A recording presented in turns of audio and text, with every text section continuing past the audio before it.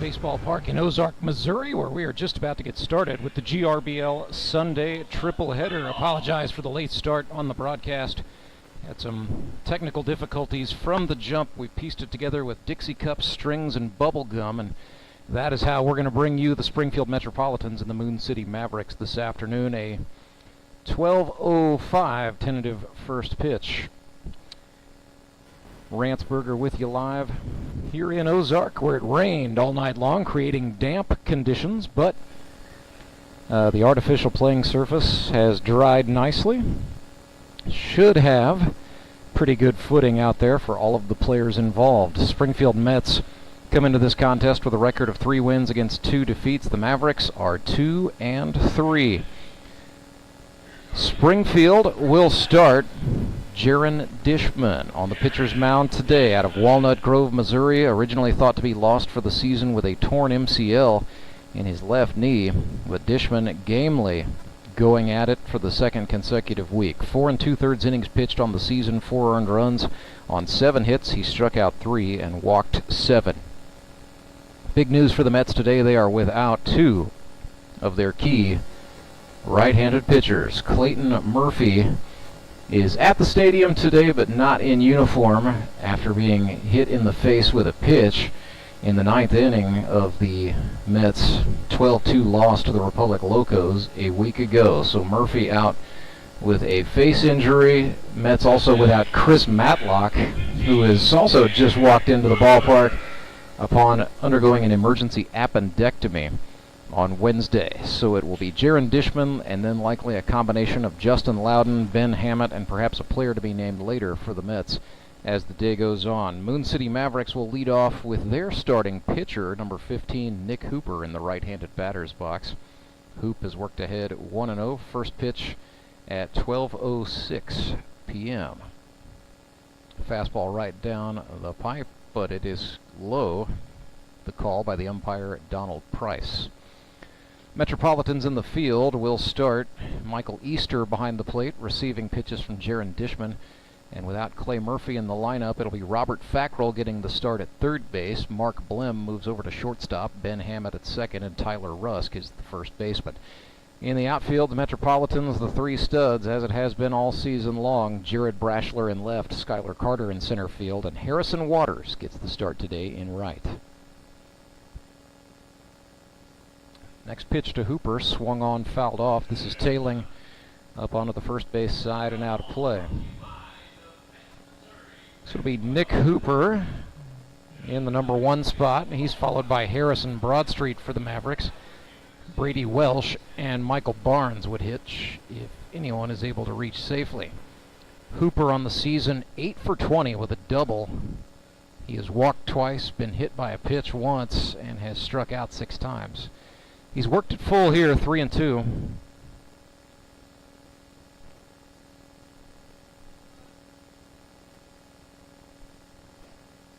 Dishman exhales sharply, winds and deals the payoff pitch. Hooper swings and lifts this one into shallow right. Hammitt is back. Waters going to be the man to come over, camp out, and make the catch for the first out. So here is Harrison Broadstreet, currently leading the league in hits for Moon City. 12 for 22, 2 doubles, 10 singles, 2 runs batted in. Only struck out twice, so not only is Harrison Broadstreet absolutely having a career year at the plate, but he's been putting the ball into play far more often than not, 20 out of 22 times. Swung on and chased there. So a season ago, to put it into perspective, Broadstreet with the Metropolitans was 10 for 31, hitting .323, and that was far and away what we thought to be overachieving on his part. He has absolutely blown it out of the water here in 2023. Not just having a personal best, not only leading the Mavericks, but leading the league in base hits. Make it 13 for Harrison Broadstreet. A 1-hop single into dead center field, and Street has a baker's dozen in the hit column. Single season record in the Grip and Rip League, 16 base hits shared among 5 players. And so Harrison Broadstreet likely will get at least 3 more plate appearances today. If he stays hot, he could reach out and grab a hold of a league record before it is all over. Here's Brady Welsh out of Arkansas State University, former Atlanta Braves farmhand, clubs this one into left, and he's got a base hit, taking the first offering from Jaron Dishman and sending it into left for his 7th base hit of 2023. So the Mavericks, little something cooking with one out. Here comes the cleanup hitter out of Drury University, Michael Barnes. 9 for 17, a triple, and 3 runs batted in for Mikey B, the surgical assistant, who has spent a significant amount of his career playing games right here at U.S. Baseball Park. However, he was predominantly a pitcher from the late stages of high school at Kickapoo on to Fort Scott Community College and then to the NCAA Division II Drury Panthers. So relishing the opportunity is Michael Barnes with a bat in his hand. 2022 is rookie year. He was 9 for 25 with 3 RBIs. He's already usurped those numbers here in 23 as a second-year man.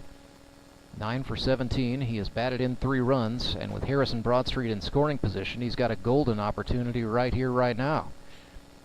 Fastball from Dishman, sawed off Michael Barnes. It goes to the third baseman, Fackrell for 1. The throw to Tyler Rusk in time. The Metropolitans double him off.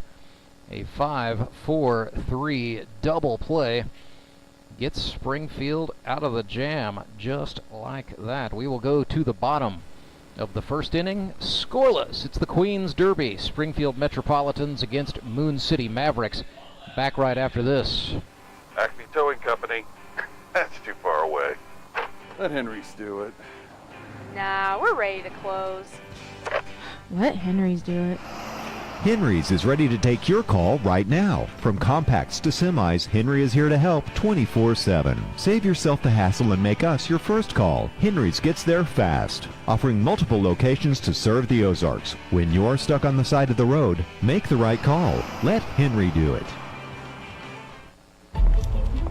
You know the meaning of dedication.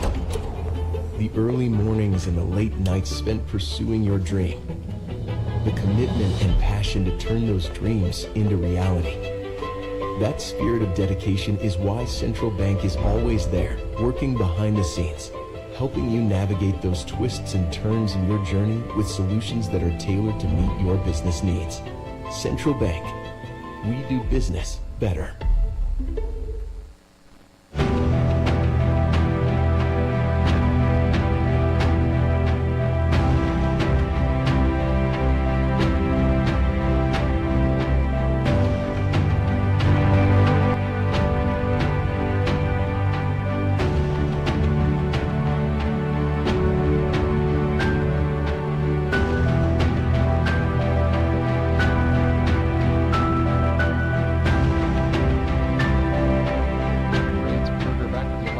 U.S. Baseball Park, at least I hope. We've been having some audio issues, so I'm completely unable to hear myself.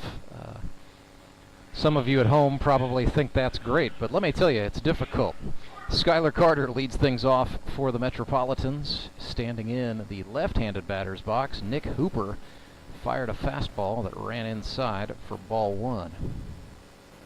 Skylar Carter has been hitting well for the Metropolitans. 600, 6 for 10 with a triple. He has also walked 4 times. Metropolitans lead off with Carter, Brashler, and Waters. They're 3 outfielders. Defensively for Moon City, Nick Hooper firing the balls and strikes to Evan Barnett across the infield. It's Brady Welsh at third, Harrison Broadstreet the shortstop. Tyler Collison starts at second base with Michael Barnes at first. Outfielders left to right, Jamar Averyhart, Joe Emery in center, and Scott Wilson getting the start today in right field. That is because Nick Hooper, normally a starting outfielder, is the mound man today. So after that walk to Skylar Carter, it brings up the airline pilot Jared Brashler for the Mets. Number 6 steps in to that right-handed batter's box. He's been on the struggle bus a little bit in 2023. 3 for 20.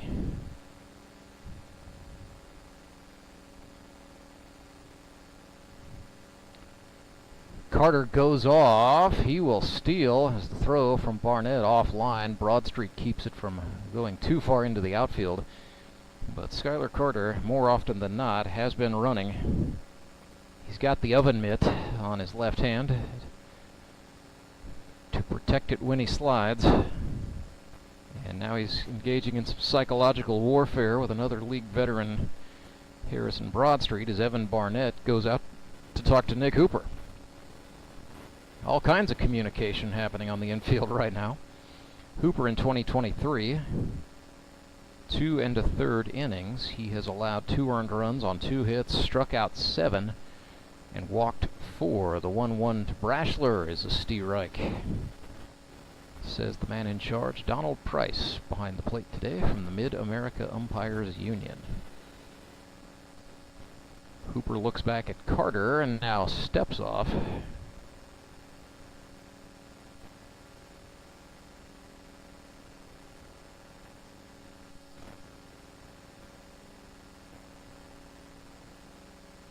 Hooper looks back twice, now comes home. That is swung on, looped foul just beyond the Springfield dugout on the first base side. Mets the home club today in their alternate blue jerseys with orange numerals and trim. Mavericks clad in the red jerseys, red caps, that baby blue logo across the chest. Swing and a miss. Hooper dispatches of Jared Brashler with his first strikeout of the day. Gets more dangerous. The Mets will send up their right fielder out of Republic, Missouri, Harrison Waters. He's 8 for 18 for the campaign. 5 runs batted in. He has a home run, a triple, and 2 doubles. Dirty Harry cranked a home run in the first inning a week ago in what turned out to be a disappointing 12-2 loss for the Mets at the hands of the Republic Locos. The home run, the first of his GRBL career. 1-0 from Hooper to Waters is a breaking ball. Off the plate, ball 2.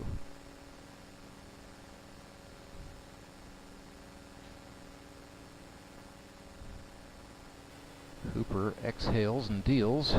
That ran high, and Waters is ahead in the count 3-0 now. Skylar Carter in scoring position for Springfield. We are scoreless. Bottom of the first, 1 down. 3-0 pitch. Swung on, fouled back, and as the Mets are wont to do, the light is always green, even on a 3-0 pitch. Brock Chaffin wants his Springfield club to swing whenever the opportunity presents itself. And a hittable pitch is in the zone. 3-1 for Harrison Waters. Hooper from the chest. Dipped it. Oh, it's a Steerike. Waters had flipped the bat. That's not going to win him any favor. He's got to get back in there. Can't call that gamesmanship. That's just presumptive selling, perhaps. Didn't make him look smart. That's going to get lined right past the outstretched glove of the pitcher Hooper into center field. Carter turning on the Jets. He's going to score standing up, and it's 1-0 Springfield. An RBI base hit for Harrison Waters, his 9th hit of 2023. Puts the Mets in front early. And it keeps the inning going for the Sedalia, Missouri native, Tyler Rusk, rookie. The only rookie on the Springfield roster, wears number 10. Played junior college baseball out of Cole Camp High at Crowder College in Neosho, Missouri. Swung and chased there. And Tyler Rusk has been quite good in the early days of his grip and rip playing time. 6 for 15 thus far. He has batted in 4 runs, drawn 3 walks. One knock, you could say, is he has struck out 4 times. But 6 hits to 4 strikeouts. Not that bad when you're talking about the guy you expect to be aggressive in the cleanup spot. Tyler Rusk. 0-2. Hooper went at him with the slider. Rusk did not chase.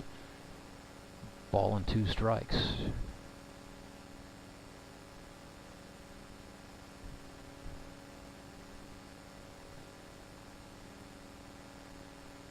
Rusk swings and fouls this one off. So the Metropolitans lead 1-0, bottom of the first, 1 down. And based upon the Mets not having Chris Matlock or Clay Murphy today because of injuries, conventional thinking says the Mets are going to have to score some runs in order to be competitive in this game. That said, this is a Moon City team that has shown it is prone to making mistakes, as it has suffered a couple of tough losses. Rusk swung and fouled that one off to stay in. So, in addition to hitting, the Mets will need to capitalize on whatever errors Moon City is willing to give. And the Mavericks here in week 6, this is their third look at a starting pitcher in Nick Hooper. They had been using Andy Galley. They started Tyler Collison a week ago, and this week Daniel England wanted to give Hooper the ball. Swing and another pop, foul, well into the seats. So it's a Moon City team looking to find itself a little bit, perhaps.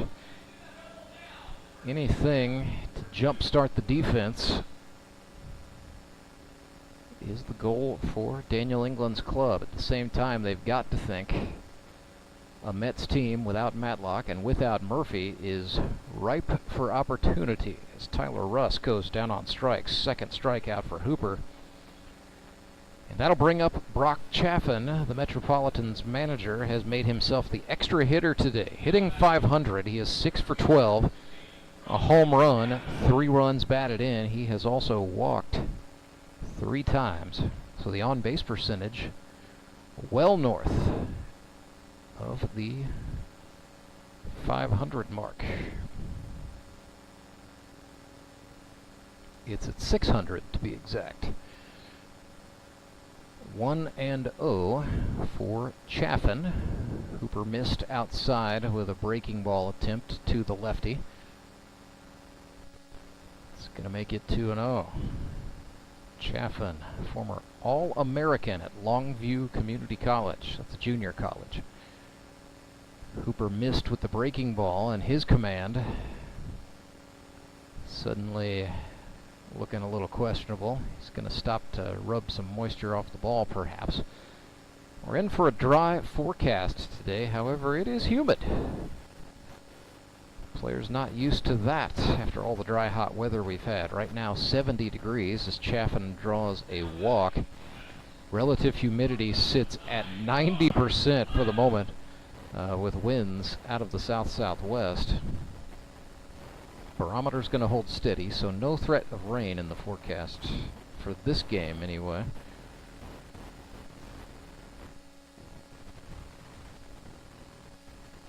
Two men on for Mark Blem, the shortstop, batting for the Metropolitans, and he looks at ball 1. Not a lot of first pitch strikes in the early going for Nicholas Hooper. Blem 4 for 17 in 2023. Does have 3 RBIs. He's ahead here 2-0. Hooper comes home with a jam shot. That's swung on and fouled off.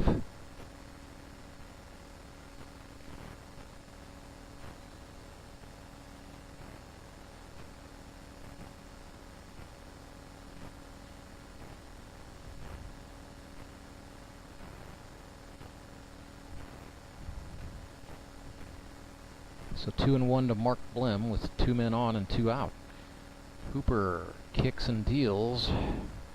Ran a fastball in. Mark Blem not liking the placement on the inside corner of the strike zone, and now he steps out. We'll exchange there as to location.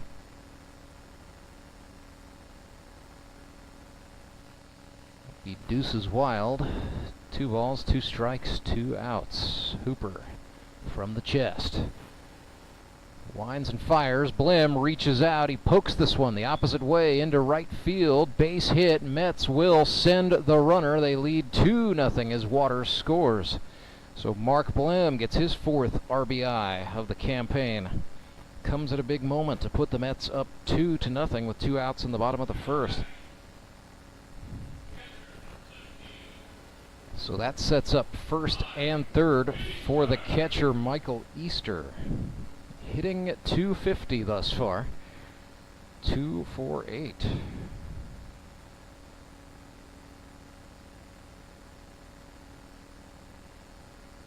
"27 hits in Michael Easter's career. One of the more steady and reliable backstops in the 8-season history of this league. The auto mechanic, Michael Easter, fouled one off, falling behind here 0-1.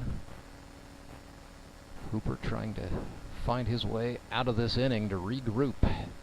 Fastball right over the heart of the plate for a strike. And the former Lubbock Christian fireballer dialed that one in. 0-2 to the catcher. Struck him out. Nick Hooper sits Michael Easter down. He's got 3 strikeouts, but the Mets came away with 2 runs. RBI base hits for Harrison Waters and for Mark Blim. We are back with more Grip and Rip baseball right after this. Live and free all day long on YouTube. When Gary and Sandra Henry started Henry's Towing nearly 5 decades ago, customers knew that Henry would be the guy coming to help. People would call and ask to let Henry do it. And as Springfield has grown, our family has grown as well, so there's always someone around to come help you out. Everyone at Henry's is a member of the family, fully trained and as dependable as the original. With a family this size, help is always right around the corner. So if you find yourself in need of roadside assistance, remember to call the name you've grown to know and trust. Remember to let Henry do it!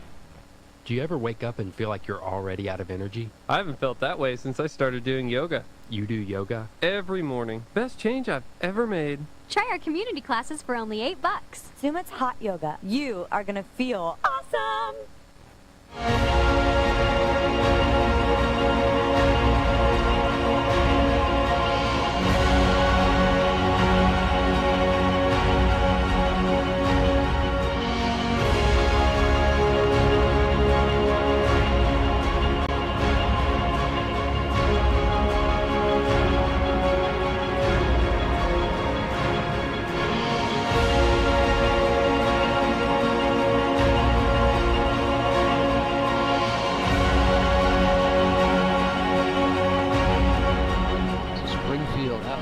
Lead over their rivals, the Moon City Mavericks.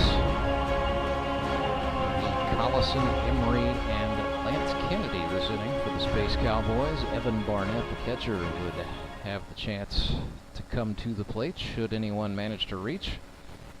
Second inning of work for Jaron Dishman about to get going here, and we will watch carefully before this one is done. Tyler Collison swings at the first offering from Dishman and fouls at third base side into his own dugout. So Lil Murph, out of Hartville, Missouri, now resides in Marshfield nearby. Wears number 8. Swings at that 0-1 pitch and fouled it into the screen to make it 0-2. Collison 3 for 17, but 2 of his hits are doubles. He's also drawn a couple of walks.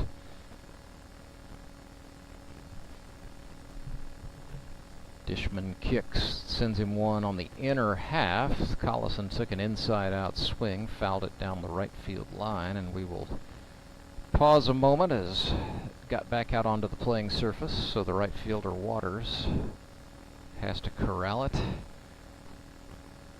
Dishman's actually going to get that baseball back.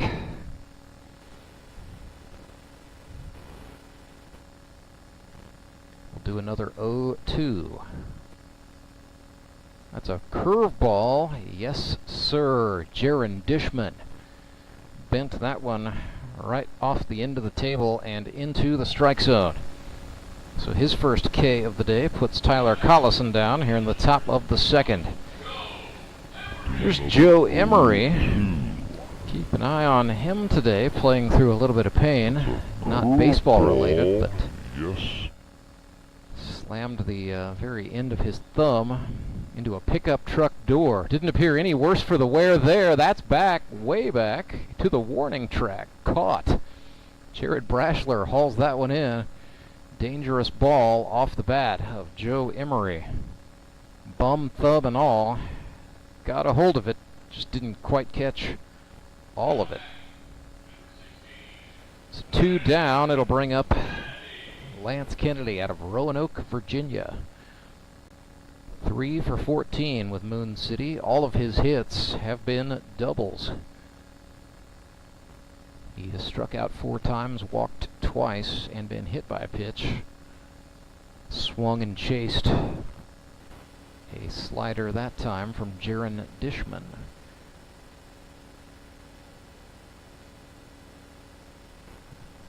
Took a swing at an inside pitch and one hopped it out of foul territory into the grass beyond the stands, third base side. So Dishman has worked ahead. He'll have another 0-2 this inning.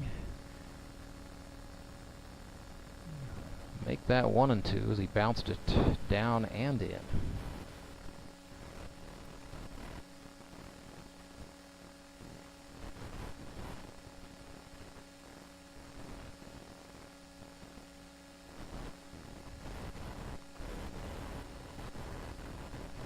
One, two, curve. Kennedy checked it. Doesn't matter. Down on strikes he goes.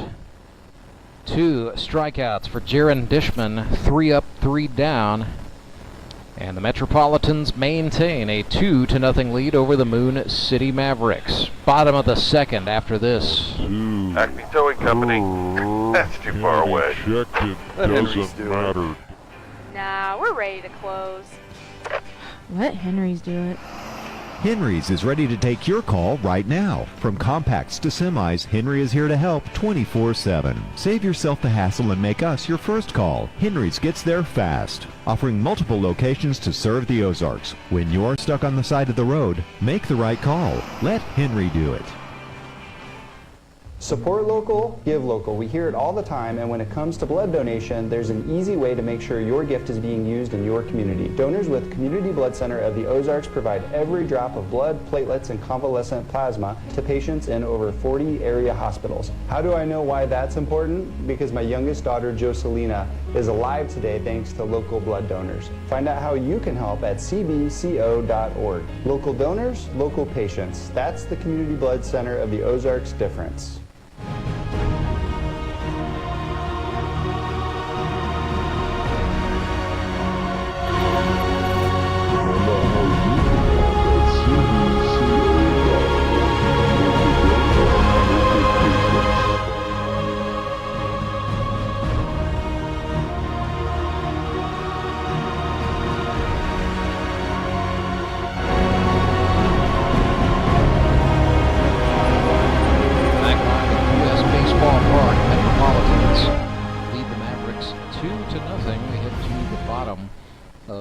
Number 2, it'll be the bottom part of the Metropolitans order. The 8, 9, 10 hitters, Ben Hammitt, Robert Fackrell, and Justin Lowden scheduled to hit today.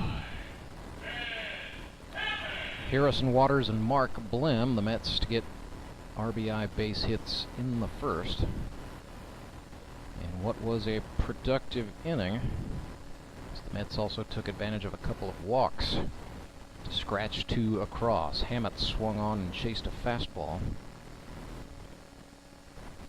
falling behind 0-1 early.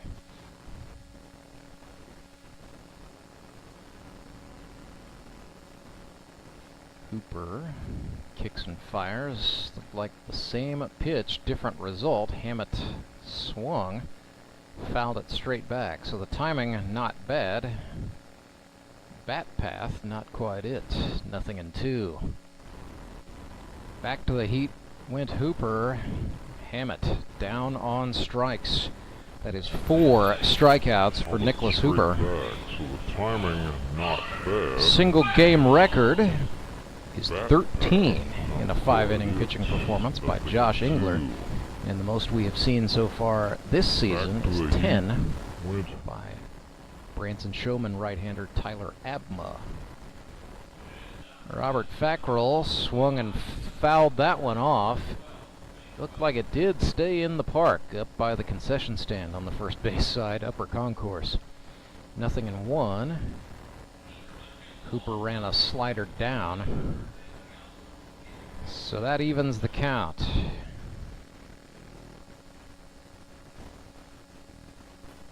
Keep one eye on the weather as today goes on. There's a looking strike to Fackrell to make it 1-2. Should be good for this game between the Mavericks and the Mets. We do have some scattered thunderstorms possible in the forecast later today. Comebacker, one hop to the pitcher. Hooper off the mound, got the throw to Michael Barnes in time for the second out. So we'll keep an eye on the barometer and the radar. But the goal, as always, is to get all 3 games in today at full capacity. So the Locos and the Showmen have that 3 o'clock game today. Tonight on Baseball Night in the Ozarks, it's the Ozark Mountain Ducks against the Nixa Suckers. Red hot, 3-2. First place in the GRBL South. Big open stance for Justin Lowden, and he takes it the opposite way into right field. Taking what is given and putting it out in front of the right fielder, Scott Wilson. So Justin Fruit Snacks Loudon gets a 2-out base hit. Justin Loudon he is aboard takes it the opposite as the Mets way go to the right top of the order. field. Skylar Carter drew a walk first time up. He has been an on-base producer all season long for the Mets. Swung on and chased right there. So Carter now with 5 walks to his credit. Almost as many walks as he has hits, 6. Swung and chased there. So 72 base hits now and counting in the career of Ozark, Missouri's Skylar Carter. He is the league's all-time leader in hits by a wide margin. Been with the league since it started in 2016. He was the inaugural MVP award winner. Behind 1-2 to Hooper, who fires. That's high. Chin level. 2-2-2. Hooper again missed high. Mavericks try a back pick throw. Barnett thought he got Justin Loudon, but the tag not in time from Michael Barnes, says the guy on the bases.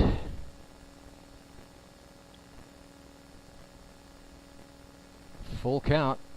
Ooh, rung him up. Hooper stayed aggressive, got the strikeout of Skylar Carter. He's got 5 in the game. But the Metropolitans have the lead, 2-0, headed to inning number 3. I'm Nicole Cartmel with the Bank of Missouri. Whether you're looking to pay bills or make a big purchase, sometimes you need cash quickly to take that next step. A consumer loan might be a perfect option to help you live well, bank well. Sonia McClendon, one of our branch managers, is here to explain. Thank you, Nicole. We provide personal consumer loans for almost any purpose, from building your credit to financing that new car. We offer competitive rates, and decisions are made locally so we can get you the money that you need quickly.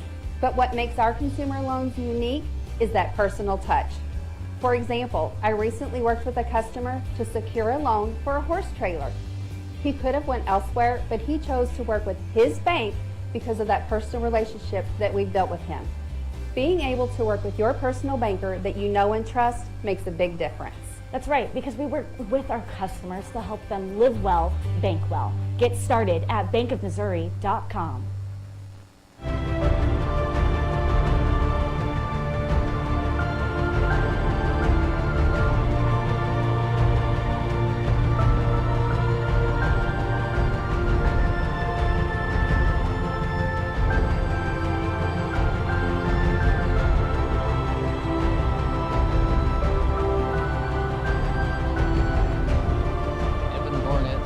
Wilson and Jamar Averyhart due up this inning for the Mavericks. They trail the Springfield Metropolitans 2-0.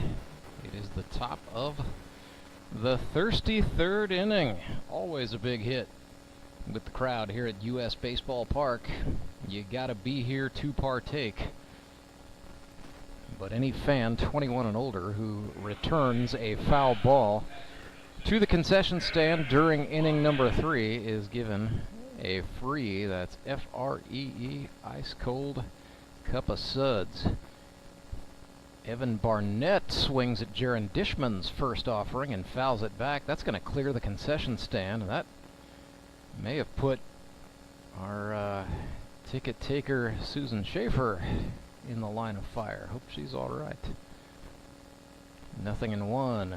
Fastball outside. Counts even. So Evan Barnett, Mavericks starting catcher out of Parkview High School in Springfield, Missouri, is 3 for 7 in 2023. Rips this one, but that is foul. Down the left field line and hooking well out of play. So Barnett went to Parkview.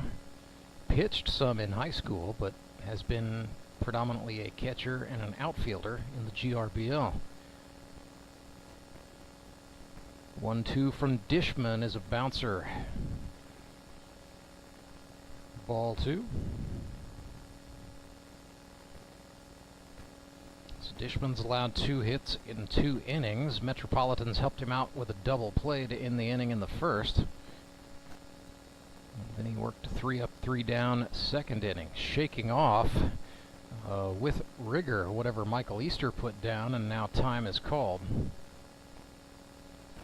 that was the umpire asking for it, so not certain what that's about. But we will do the 2-2 once more. Barnett again, a foul ball. 3 of those for him this at-bat, and that is Chris Matlock just retrieved a foul ball. He's watching his team from the stands, and Matlock just had his appendix taken out. I'm not sure if it's safe for him to be enjoying a free brewski. Nevertheless, he's going to try. Dropped third strike, and Evan Barnett will reach first safely. It's a strikeout for Jaron Dishman, but a dropped third strike by the catcher Easter puts Barnett on. So he's aboard with nobody out for Scott Wilson.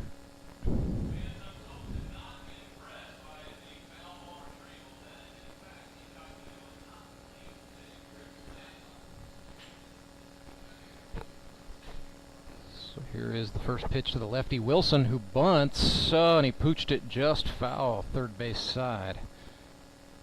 Scott Wilson, a good bunter. You got to be good at something. Be good at bunting, I guess. But 3 for 7 for Wilson. Does have a triple and 3 runs batted in, but one of those hits, a bunt single. He pulled off with nobody on. Ah, I see. Chris Matlock's not drinking the beer. He's giving it to a member of his party. That's very nice.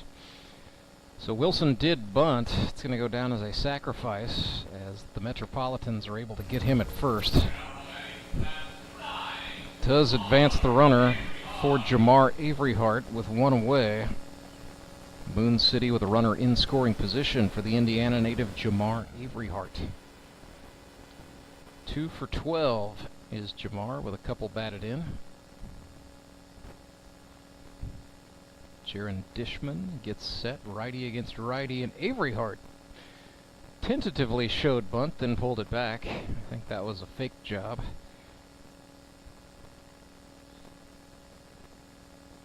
One and 0.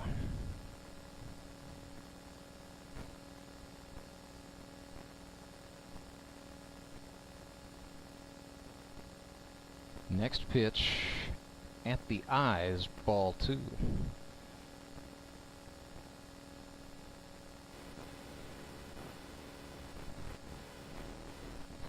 Metropolitans came into this game 3 wins against 2 defeats. They are currently positioned second in the GRBL North Division, behind the also 3-2 Republic Locos. Avery Hart towers one into center field. Camping out and making the catch, Skylar Carter. And the man running for Evan Barnett, that's number 4, King Owens, is going to stay put. So Owens stands at second base for Nicholas Hooper. This Moon City club, 2-3. Does have a win over the Republic Locos, but they are a game back at the moment. Everything, every outcome, every run important at this point when it comes to seeding the Howard Bell Trophy playoffs. The 2 division winners in the 6-team league granted first-round byes. Get the week off to rest up and heal. Dishman looked back at the runner Owens, who retreated toward the bag. He will come home, and Hooper got out in front of that one and fouled it. Third base side. So 0-2 for Nicholas Hooper. He is now 8 for 21. Pretty good rookie year.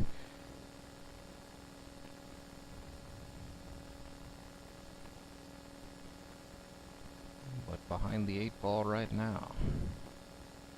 Jaron Dishman winds and fires. Oof, that hit him right on the side of the hip. Hooper and Dishman know each other from their respective coaching careers, so I got a feeling if they're not laughing it off together now, they will laugh it off together later. Well, Dishman was a strike away from getting out of the inning, but now he's got to face the number 1 hitter in the Grip and Rip League, Harrison Broadstreet. 13 for 23. 3 hits rather, shy of the single season record of 16. And that passed ball is going to allow Owens to take third and Hooper, the trailer, to go up and take second base. 2 Mavericks in scoring position with 2 outs, a 2-0 deficit. And this is the guy they want up, Harrison Broadstreet.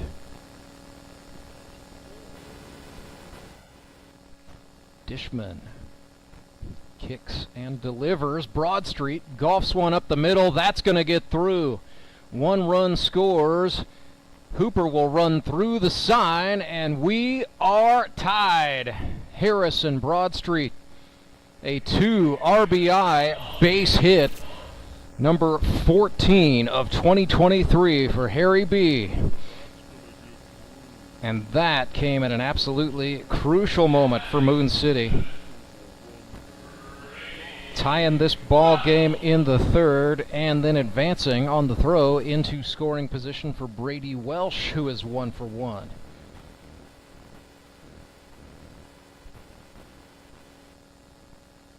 Seven for 15 on the season is Welsh.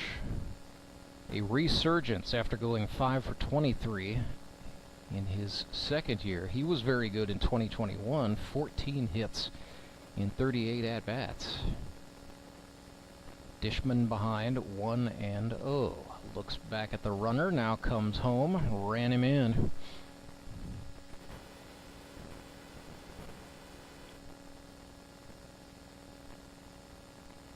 Three hits for the Mavericks this game, 3 for the Mets, and we're all tied. Dishman from up by the face misses that one home. Doesn't look comfortable from the stretch position. It seems to be impacting his command. He's missing high when throwing from the stretch. Nods at whatever Michael Easter put down for the 3-0. Woo! That ran in, and that's a passed ball, allowing Broadstreet to get up and take third. Welsh drew the 4-pitch walk. And so it's first and third. Big time opportunity for Michael Barnes.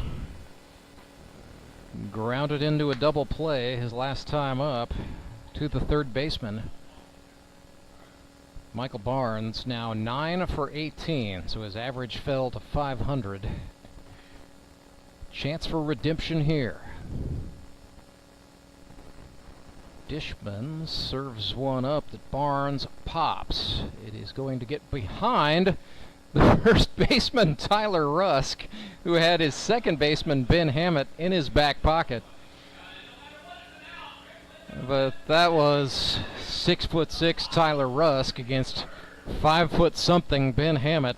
And Tyler Rusk is going to win that jump ball all day, every day. So we are tied 2-2. Bottom of the third. Right after this, it's Grip and Rip Baseball, live and free today on YouTube. Redline Athletics is the Ozark's #1 youth sports performance training center. Redline uses the latest in technology, equipment, and techniques to help kids ages 8 to 18 prepare for competition in all sports, with our #1 goal to make them a better athlete first. Redline Athletics now offers team training. Bring your full squad in for workouts with our professional staff and boost their speed, strength, agility, and skills. Train like a pro at Redline Athletics, located in Southeast Springfield, just off James River Freeway in South Glenstone. You know the meaning of dedication. The early mornings and the late nights spent pursuing your dream. The commitment and passion to turn those dreams into reality. That spirit of dedication is why Central Bank is always there, working behind the scenes, helping you navigate those twists and turns in your journey with solutions that are tailored to meet your business needs. Central Bank.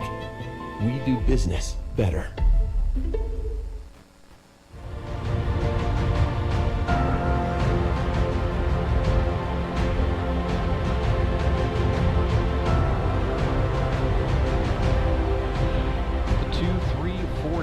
For the Springfield Metropolitans in the bottom of the third, Jared Brashler, Harrison Waters, and Tyler Rusk. Here's Brashler, the left fielder, standing in. Tie ball game, 2-2. The Mavericks put a couple on the board, taking advantage of an error, a hit batsman, a passed ball, and a 2 RBI base hit by Broadstreet, rather. Harrison Broadstreet, his 14th hit of 2023, tied the game. Nick Hooper fires a 2-0 pitch to Brashler. That ticks the count to 3-0. Brashler struck out last time. Not this time, as he draws a 4-pitch walk. So the fly boy is on for Harrison Waters, who's 9 for 19. 6 runs batted in, leading the Metropolitans in that category.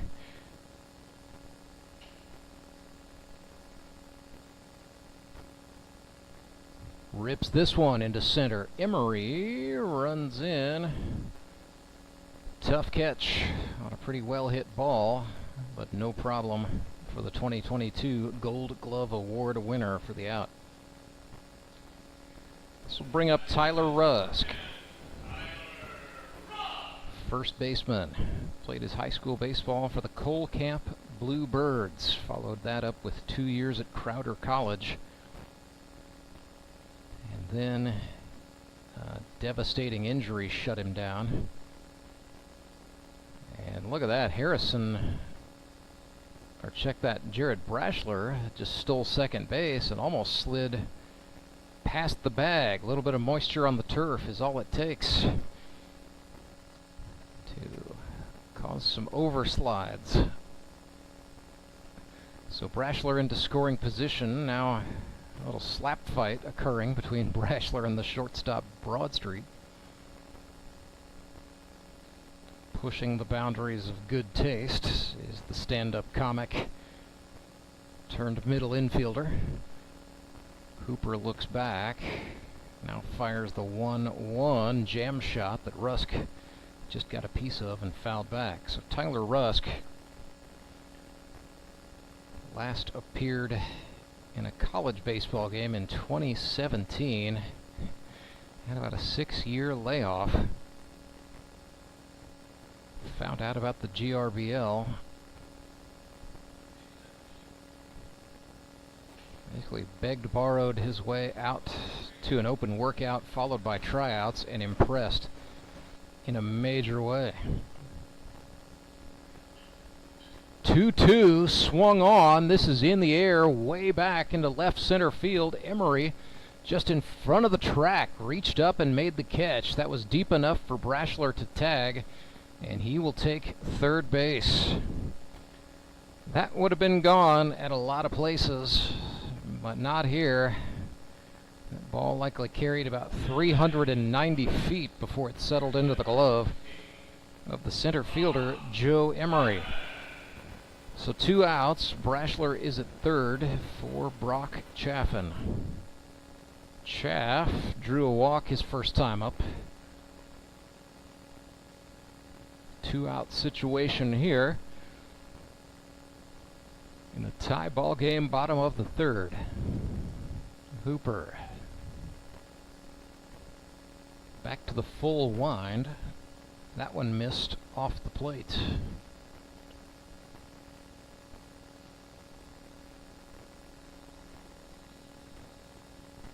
1-0 pitch, swung on, lifted, tailing, foul, and Brady Welsh on the rail of his own dugout took that one out of the sky and recorded the out. Tough play. Brady Welsh made that look pretty easy. So, after a walk, the Mets go down in order. We are tied 2-2. Headed to inning number 4. Back right after this. If you and I knew plumbing, you and I would never need to call United Plumbing, UNITED. But you and I can't fix a pipe or a faucet filled with lime, so we always call United, and they're there right on time. You and I once tried it, then decided to call United, treating you and I the way you and I would want to be. So call United Plumbing, UNITED. United Plumbing. Acme Towing Company. That's too far away. Let Henry's do it. Nah, we're ready to close. Let Henry's do it. Henry's is ready to take your call right now. From compacts to semis, Henry is here to help 24/7. Save yourself the hassle and make us your first call. Henry's gets there fast, offering multiple locations to serve the Ozarks. When you're stuck on the side of the road, make the right call. Let Henry do it.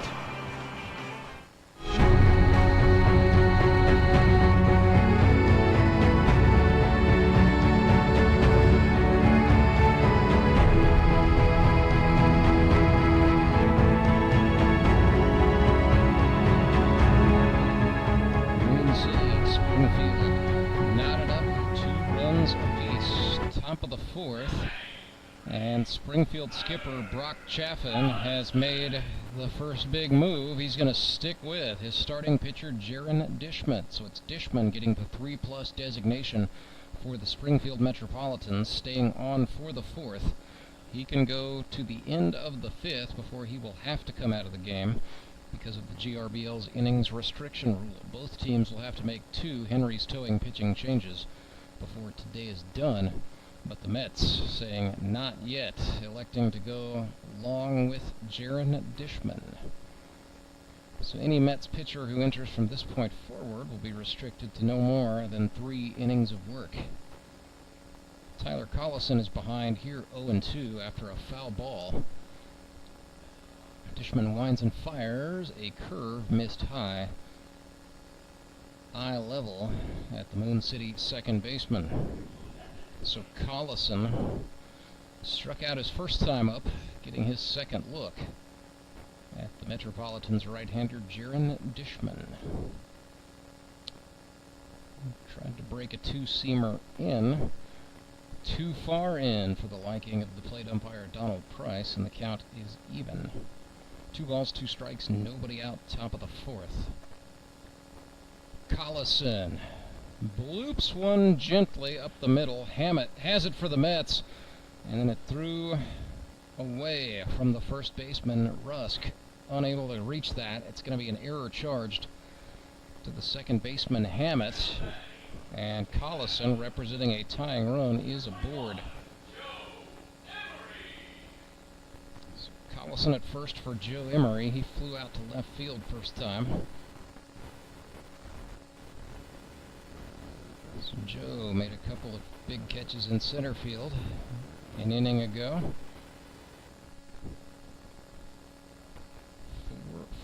4-22 for the campaign, trying to drive the batting average in a northerly direction. Swings and sends this one. Well,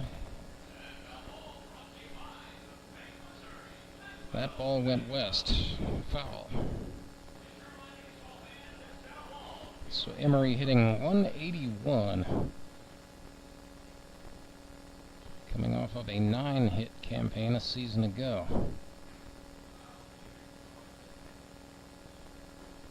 Hit production has slumped a touch. Defensively, I'd argue this is an even better version of Joe Emery with the beard. 1-1. Emery lifts this one. That is going to be tailing down into right. Harrison Waters calls off the backpedaling Hammitt and makes the catch for the out. So 1 down and 1 on for Lance Kennedy. He's 0 for 1 today, 3 for 15 for the season, out of Patrick and Henry Community College in Martinsville, Virginia. Last played in 2009. Has played some slow-pitch softball in the 14 or so years between now and then. That is a rip down the left field line. That was definitely not a softball swing. Into the corner it goes. Collison is going to try to go first to home, and he'll do it no problem. Lance Kennedy puts the Mavericks up 3-2. A double sent down the left field line, and Moon City notches its first lead of the day.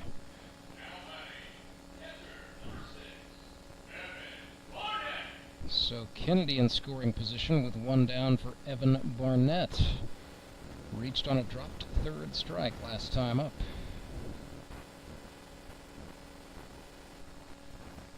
Barnett watched that one sail in high, ball 1.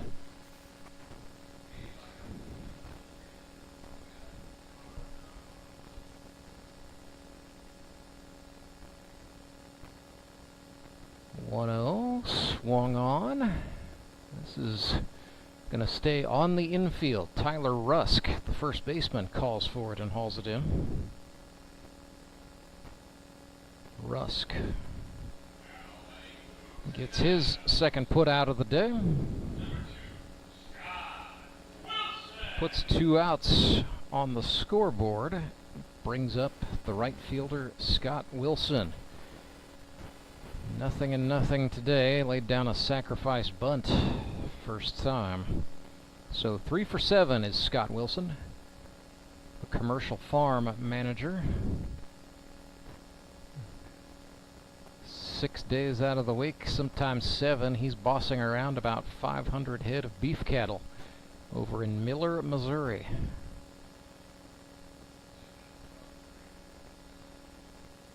There's a steerike thrown. Jaron Dishman put a fastball across the outer half against the left-handed Scott Wilson. So Dishman could punch out here, nothing in 2. Comes set. Looks back at the runner, Kennedy. Now kicks and slides. Wilson pokes this one into left. Brashler backpedals, makes the grab, and the inning is over. So the Mavericks bring one across to take the lead. Lance Kennedy smacks an RBI double, and Moon City leads the Mets 3-2. Back with more GRBL baseball right after this. I need a change. My workouts are too boring. Oh, I've got an amazing workout for you. Hot yoga. I've lost weight and I'm more flexible. Try our community classes for only $8. Sumit's hot yoga. You are going to feel awesome. I'm Nicole Cartmel with the Bank of Missouri. Whether you're looking to pay bills or make a big purchase, sometimes you need cash quickly to take that next step. A consumer loan might be a perfect option to help you live well, bank well. Sardi McClendon, one of our branch managers, is here to explain. Thank you, Nicole. We provide personal consumer loans for almost any purpose, from building your credit to financing that new car. We offer competitive rates, and decisions are made locally so we can get you the money that you need quickly. But what makes our consumer loans unique is that personal touch. For example, I recently worked with a customer to secure a loan for a horse trailer. He could have went elsewhere, but he chose to work with his bank because of that personal relationship that we've built with him. Being able to work with your personal banker that you know and trust makes a big difference. That's right, because we work with our customers to help them live well, bank well. Get started at bankofmissouri.com.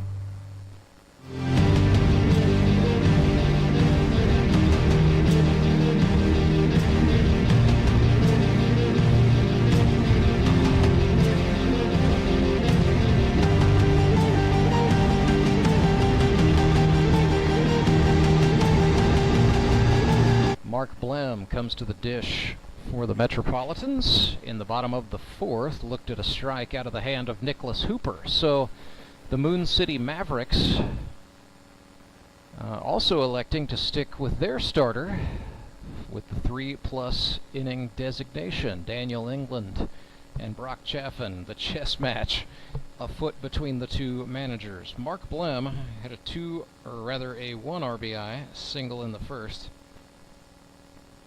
Chops this one right side. Michael Barnes, the first baseman, will handle that himself. Calls off the help from Hooper and steps on the bag for the unassisted putout, 1 down. So it'll be Michael Easter followed by Ben Hammitt in the bottom of the fourth for Springfield. Michael Easter struck out last time up, so he falls to 2 for 9. You need your car inspected, Michael Easter, the guy to talk to.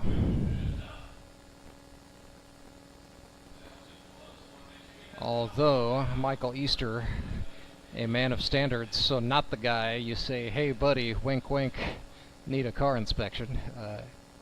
He's going to tell you exactly what's wrong with the vehicle. Grounder to third, Brady Welsh running in, and that is another fine play by the Mavericks' third baseman, Brady Welsh. Charging in on the slow roller, fielding it, giving his first baseman, Michael Barnes, a second to set up, and then get the throw over in time for the 5-3. So here's Hammitt.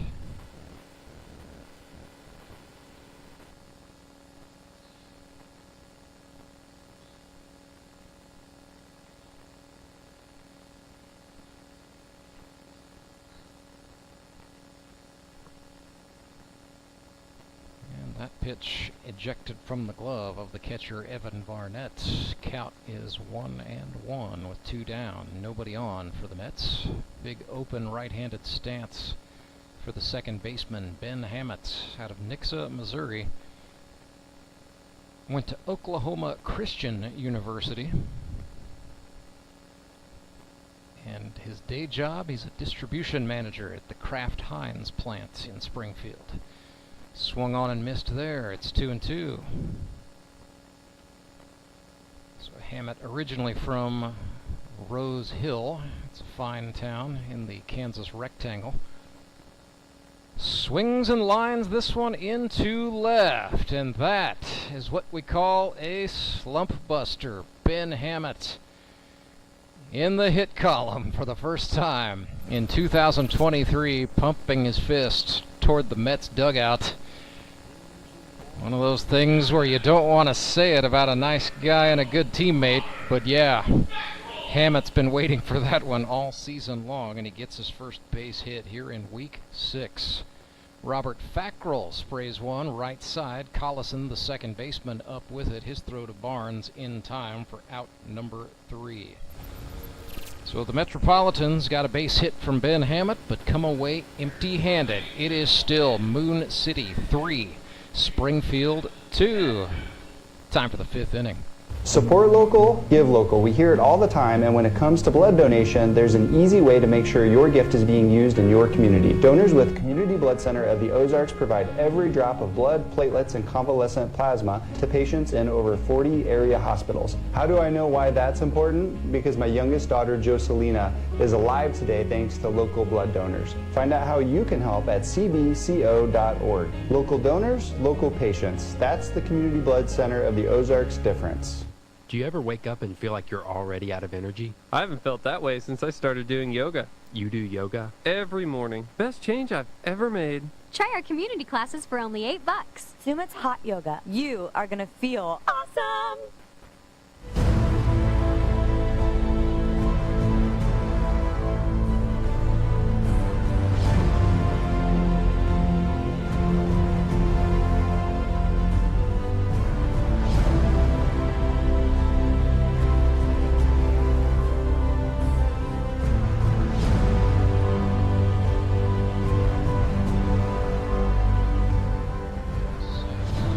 Jaron Dishman, torn MCL in his left knee and all. Gamely going out there for a fifth and final inning of work. Mrs. Dishman's baby boy, the pitching pride of Walnut Grove, Missouri, gutting it out on behalf of a shorthanded Springfield Mets.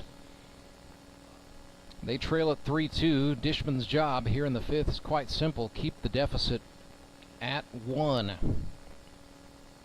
It'll be the number 10 hitter Avery Hart, followed by the leadoff man Nicholas Hooper and the hot-hitting Harrison Broadstreet this inning for the Space Cowboys. Avery Hart out of Springfield, Missouri by way of Griffith, Indiana, digs in. Righty against righty in the top of the fifth. Avery Hart showed bunt and then proceeded to bunt the ball over the screen into the fifth row. Action in the Metropolitans bullpen. Justin Lowden is just starting to get warm. But make no mistake, Metropolitans are going to stick with Dishman as long as the ibuprofen holds out. 0-1 to Avery Hart is outside for a ball.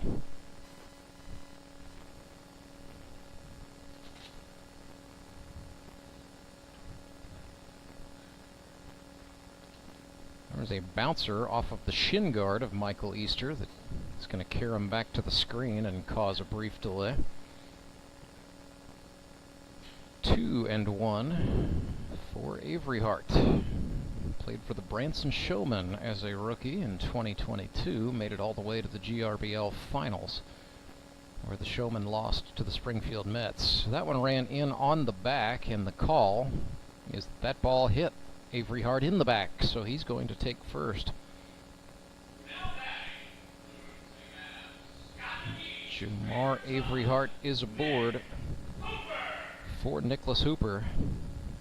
He got hit by a pitch last time he batted.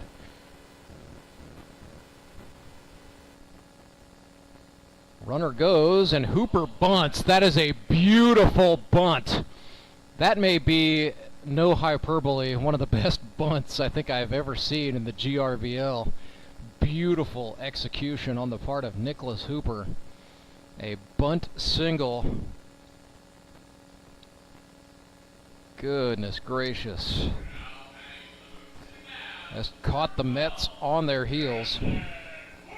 Absolutely slapped him in the mouth. And that is 2 Mavericks on. They lead 3-2, and they've got the 2-for-2 Harrison Broadstreet batting. Big open stance from the right-hander's side.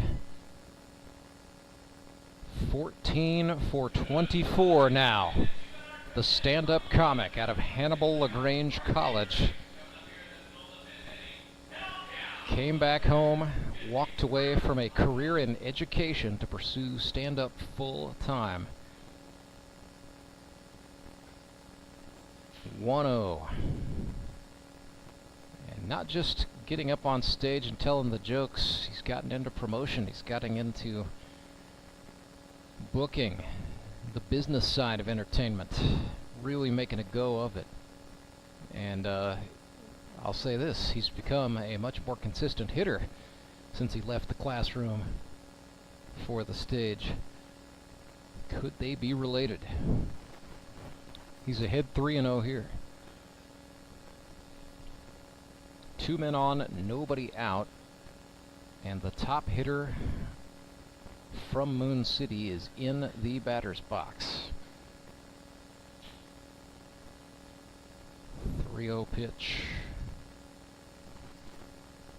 Swung on, foul back.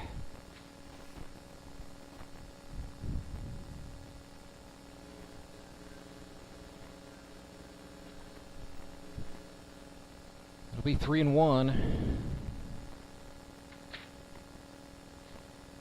Dishman takes a long look back at Avery Hart.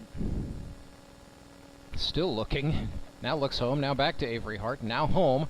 Broadstreet grounds this one to the shortstop. Briefly booted, and it will be held. Mark Blem lost track for just a split second. Bad news, Broadstreet fans. That's going to be charged as an error to the Springfield shortstop.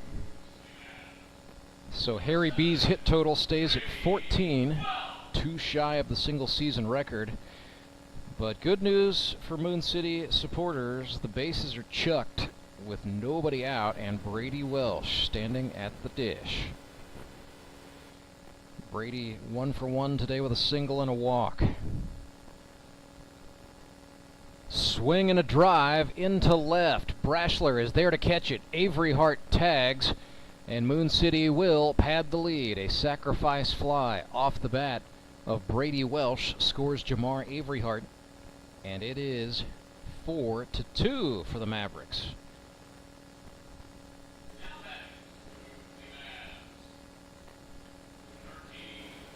Keeps the inning going. 1 down. Michael Barnes stands in. Barnes 0 for 2 today, is now 9 for 19 for the season. Has batted in 3 runs, and he's got the speedy Nicholas Hooper taking a nice healthy lead off of second base. Dishman tried a changeup that did not find the zone. So 4-2, the advantage now for Moon City. In the top of the 5th, Barnes, base hit into left. Hooper will get the go sign. 5-2, and now Broadstreet got a little too aggressive trying to go to third. He's going to be tagged out by Fackrell. Nonetheless, Michael Barnes has his 10th hit of the season, and the Mavericks now have a 5-2 advantage.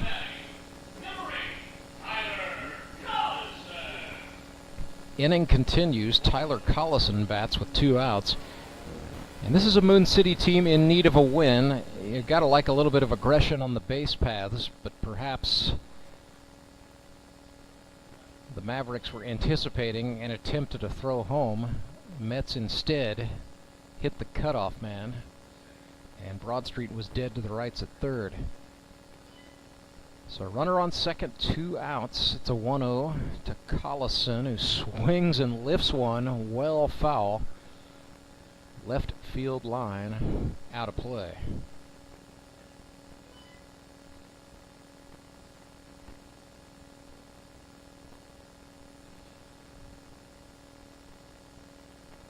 Justin Lowden has apparently finished warming in the Springfield pen, so could come on if needed.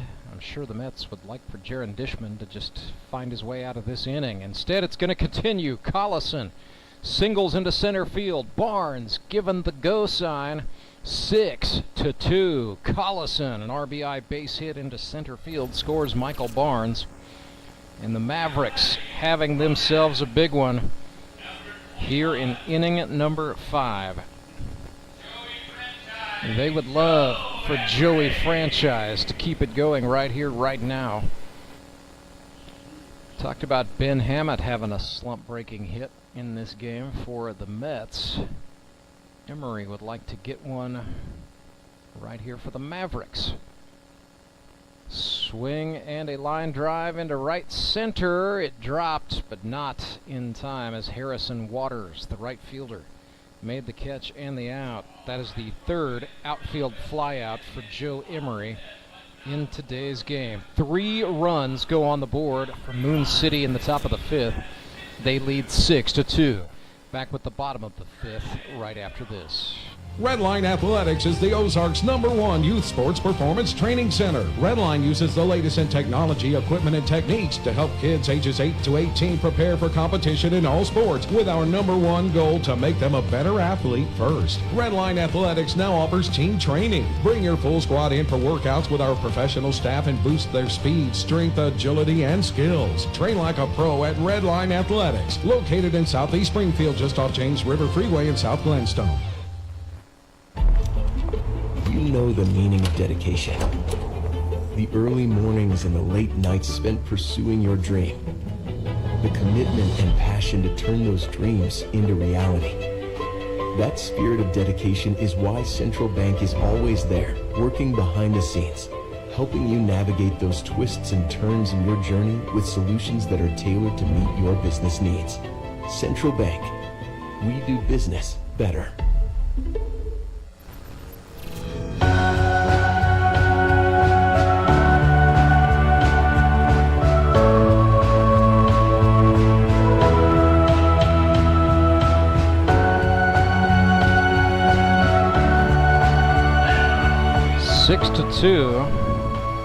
Moon City Mavericks jump big in the middle stages of this ball game.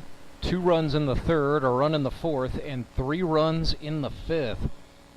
Behind a bunt single from Nicholas Hooper, a sacrifice fly from Brady Welsh, RBI base hits from the bats of Michael Barnes and Tyler Collison. And Moon City out in front, 6-2, leading their rivals, the Springfield Metropolitans. So right now, Springfield in 2nd position does hold head-to-head criteria over City. If Moon City can win this game, both teams will be 3-3, and the head-to-head criteria would go out the window. It would then come down to runs allowed. Headed into this thing, Springfield had a 4-run advantage in that category, and right now the advantage is 4 runs for Moon City. If that is also even, then the standings would be determined by runs scored, which Moon City came into the day with 36. The Metropolitans came in with 32. Good grief. Justin Lowden lifts one into right. Oh, that is misplayed off the glove of the right fielder Scott Wilson, and Lowden turns at second. He's going for 3rd. Whoa! He woed up and got gunned down. You gotta finish it when you go 2nd to 3rd. He did not. So that is going to be scored E9. And then, I don't know what you call that, a base running error? Or just some heads up stuff from the Mavericks. Either way, he's out.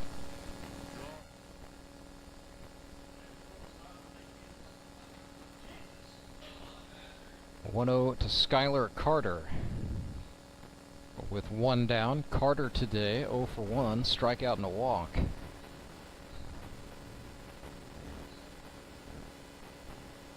Skylar Carter 6 for 11 for the season, swung on and missed there. It's his 3rd look at Nicholas Hooper, trying to finish out his day.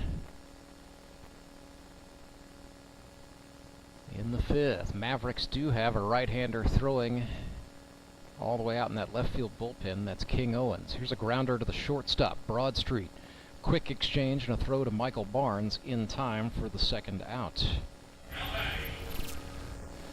So that'll bring up the left fielder, Jared Brashler. He's also 0 for 1 today with a strikeout and a walk.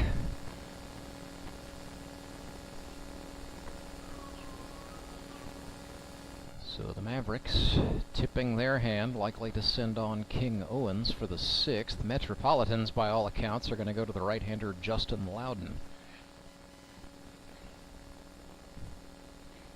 6-2 our score. I can't help but feel like that's not going to be the final by the time this one is done. Both teams a little bit shorthanded in terms of pitching today. 2-0, swing and a miss. Metropolitans a little more so, of course, without Clay Murphy and without Chris Matlock, both of whom inactive today on the injured list.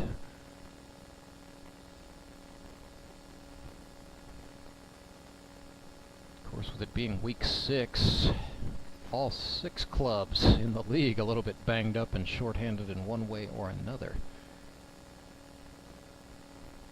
3-1 to Brashler, swung on and missed, nothing fancy there. Hooper just dealt a 4-seam fastball. So the count is full to the commercial pilot. Now resides in Ozark, Missouri. Payoff pitch, swung on, lifted into right. Wilson, chance for redemption, and he hangs on for out number 3. So 3 up and 3 down for Nicholas Hooper in his 5th and final inning of work. He goes 5, giving up 1, 2, 3, 4 hits. His 2 runs were both earned, and Hooper also struck out 5 batters, walking 3. Not a bad start at all for Nicholas Hooper. He will have to yield to a reliever in the 6th. And meanwhile, the Moon City Mavericks are going to try to get a win and climb out of the cellar. Back with more in a moment. Acme Towing Company. That's too far away. Let Henry's do it. Nah, we're ready to close. Let Henry's do it.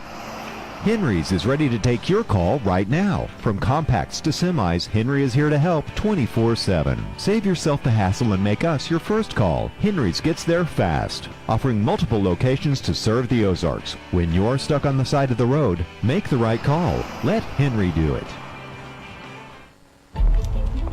You know the meaning of dedication.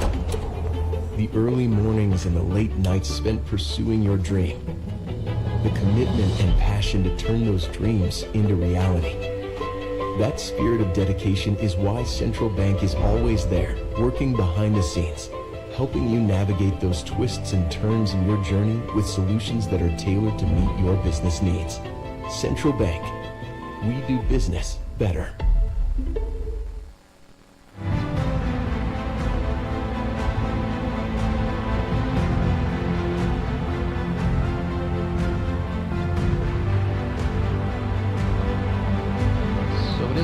Pitcher for the Springfield Mets, trailing 6-2. They call upon the right-hander out of Lebanon, Missouri, the boat builder / security guard, Justin Lowden.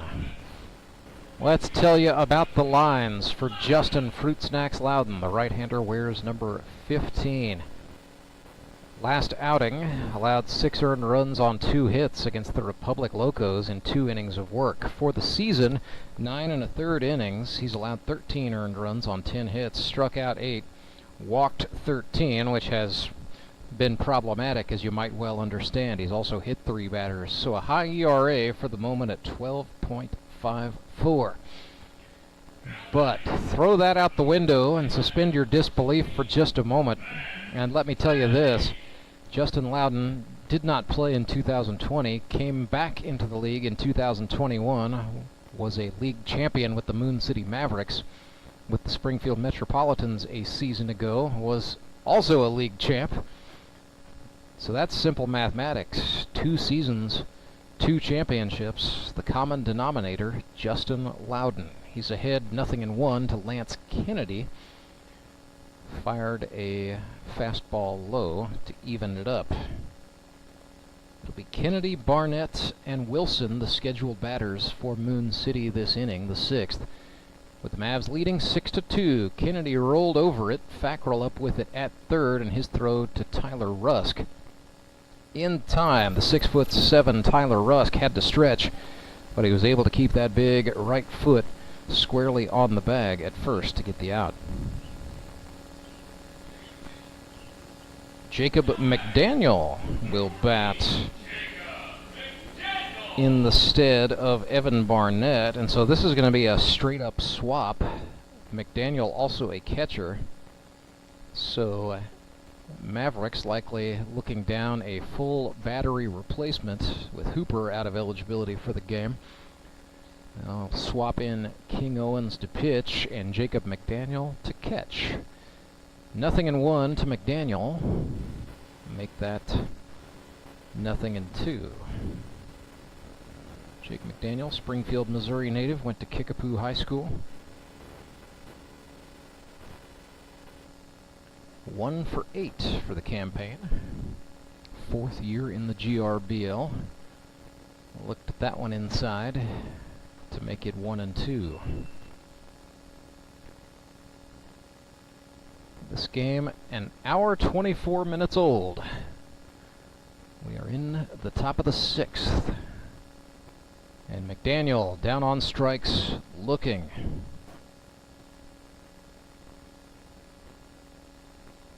Two outs. And it is a pinch hitter in the stead of Scott Wilson. This is King Owens.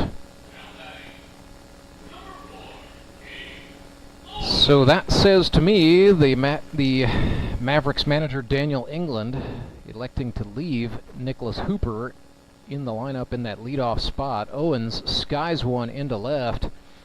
Two veteran outfielders argued over it, and it's Jared Brashler making the catch. 3 up and 3 down for Justin Fruit Snacks Lowden. We go to the bottom of the 6th with the score Moon City 6, Springfield 2. Back right after this. Don't forget to like and subscribe to the YouTube channel. I'm Nicole Cartmel with the Bank of Missouri. Whether you're looking to pay bills or make a big purchase, sometimes you need cash quickly to take that next step. A consumer loan might be a perfect option to help you live well, bank well. Sonia McClendon, one of our branch managers, is here to explain. Thank you, Nicole. We provide personal consumer loans for almost any purpose, from building your credit to financing that new car. We offer competitive rates, and decisions are made locally so we can get you the money that you need quickly. But what makes our consumer loans unique is that personal touch. For example, I recently worked with a customer to secure a loan for a horse trailer. He could have went elsewhere, but he chose to work with his bank because of that personal relationship that we've built with him. Being able to work with your personal banker that you know and trust makes a big difference. That's right, because we work with our customers to help them live well, bank well. Get started at bankofmissouri.com.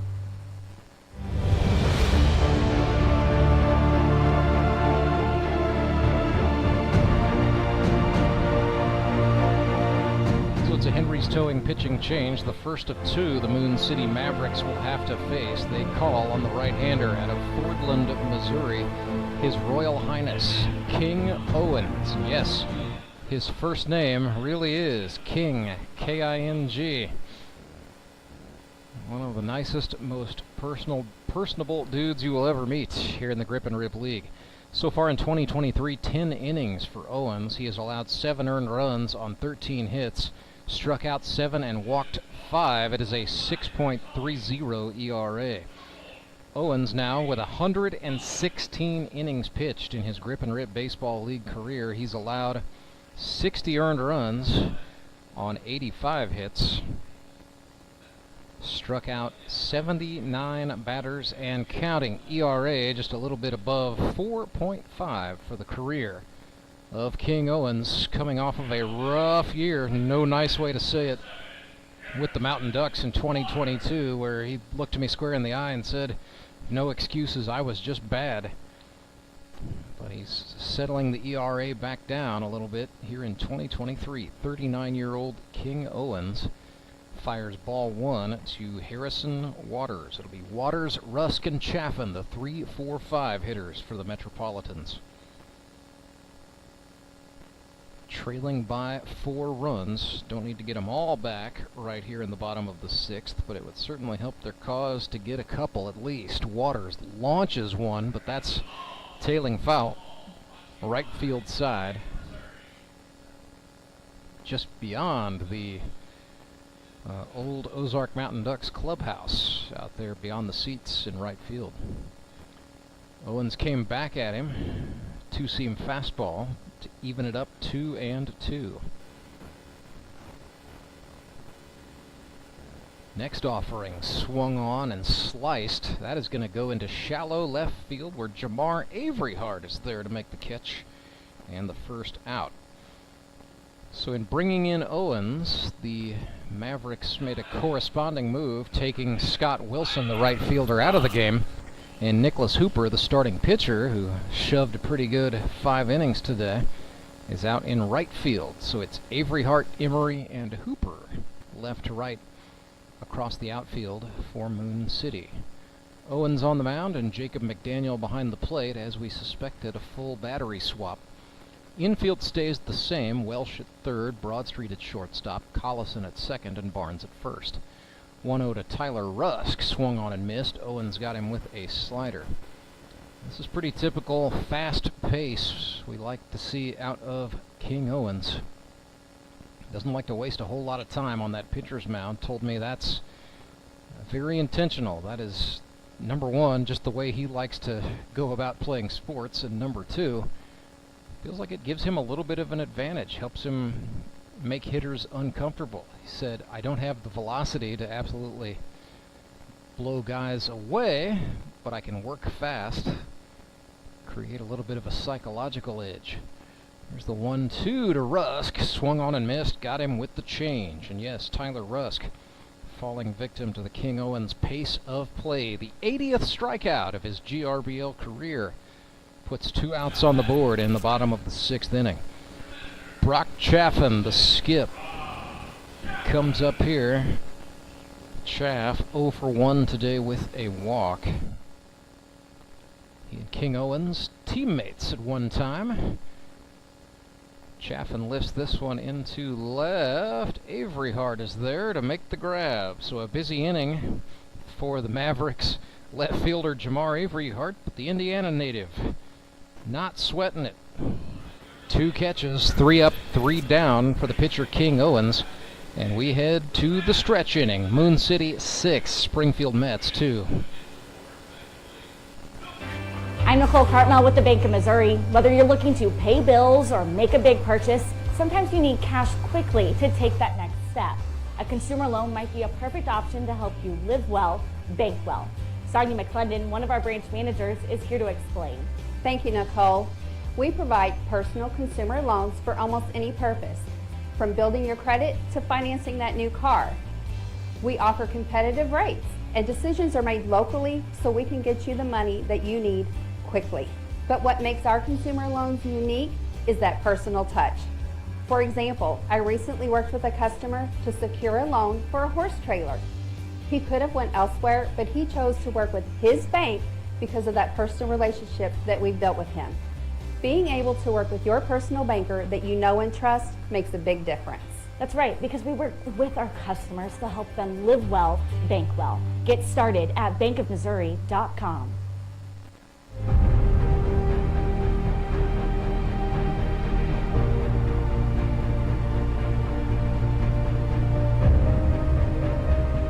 Moon City leads the Mets 6-2, top of the 7th. It'll be Jamar Averyhart, Nicholas Hooper, Harrison Broadstreet for the Mavericks. Justin Lowden back out for another inning of work for the Mets. Both relievers worked 3 up, 3 down, 6th innings. What was a very crisp frame overall. Averyhart try to take some of the crispiness out of it for Justin Lowden right here. Jamar 0 for 1. He was hit by a pitch last time. Averyhart professionally works in human resources. It is his 2nd year in the Grip and Rip League. Played his college baseball at Trine University in Indiana. That's an NCAA Division III school. Was into coaching for a while before making the career transition and really finding it as an HR professional. Here's the 1-0.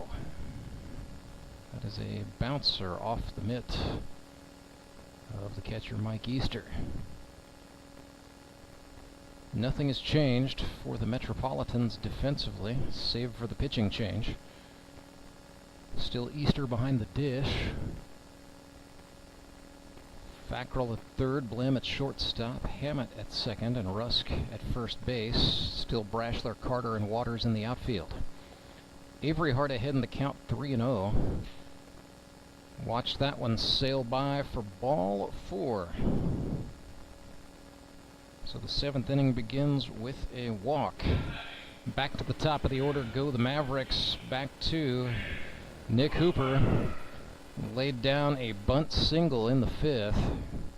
1 for 2 on the day. He has also been hit by a pitch. Let's see if he thinks about bunting again, perhaps. Well, I'll say this. The third baseman, Robert Fackrell, is aware of what happened last time as he's crowding in. He's got his toes on the grass on the infield, trying to take away the bunt opportunity for Hooper. Pitch almost got away from Michael Easter, who recovered. And then the throw back did not reach the pitcher Lowden. Blim, the shortstop, in to corral it, and Avery Hart kept at first.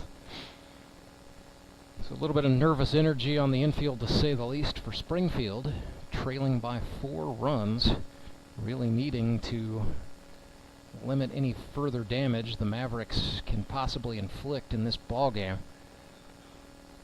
4 runs is most definitely a doable comeback in the GRBL. We've seen comebacks of larger size several times through the years. Runner goes. Ball got away from Easter. Avery Hart. Up into scoring position he goes, making the situation a little bit more pressure-packed for the Willard, Missouri native Nicholas Hooper.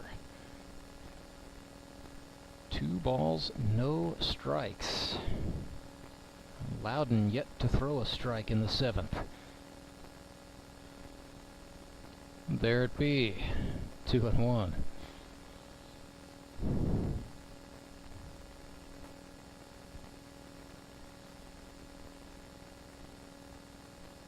Lowden, glance back at Avery Hart, who's going for third. Hooper took an inside-out excuse-me swing, and he is going to get there safely. Oh my goodness, Nicholas Hooper, an infield single. As he saw Avery Hart took off, the thought process had to have been, I have to swing no matter what. And so he oopsie doodles one for an infield hit. Don't look now. Nick Hooper, 2 for 3 on the day with 2 hits on the infield, and the most dangerous of all the Mavericks is in the batter's box. Nobody out, runners on the corners. Harrison Broadstreet, 2 for 3. He has reached 3 times, grounded into an error last time up. 2 RBIs already for Street in this game. Took a big cut. Just touched it. 0-1.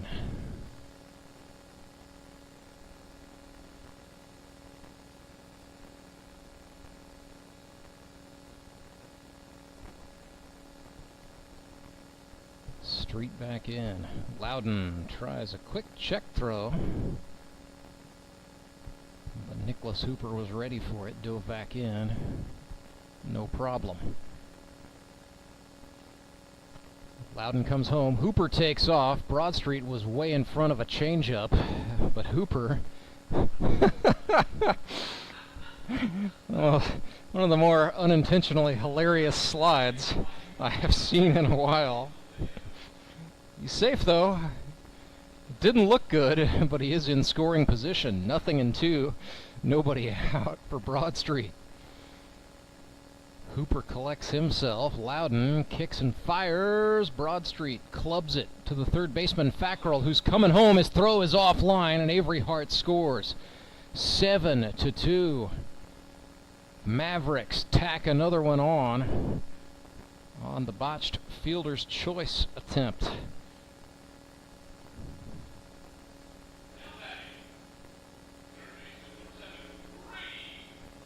And so it continues. First and second, nobody out for Brady Welsh, who hit a sacrifice fly last time.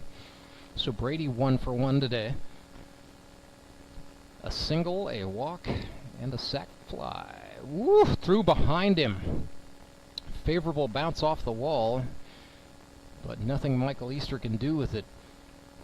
And the runners move up on the wild pitch.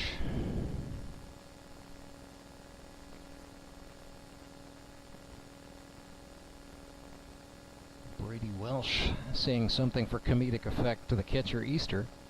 Digs back in. Very slightly open stance in the right-handed box for Brady, who chopped that one foul. A hand wringer. You can see him down there trying to shake some blood back into his hand. Promise you, that does not feel good. 1-1. Lowden's pitch over the plate is swung on right side. Hammitt with it for the Mets. He's going to take the out at first, allowing Hooper to score, and it is 8-2. So a 6-run advantage. It's another RBI for Brady Welsh. That sets up Harrison Broadstreet, the runner at third. Michael Barnes is the batter. And Mikey B, 1 for 3 today. So he has a .500 average, 10 for 20. Pitch got away from the catcher Easter. Mavs are going to elect to keep Broadstreet's in place at third with 1 out. 6-run advantage. I think that's a pretty good decision. On a ball to the back wall, the backstop, that probably could have gone either way, and it's a run you don't necessarily need to press the issue on at this juncture. 1-0 pitch, breaking ball, high, ball 2.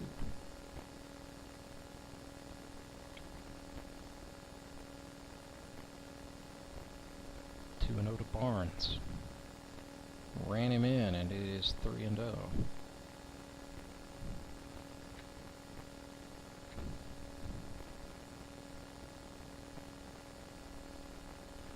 Lowden winds and fires. Caught Michael Barnes on the inside corner for strike 1.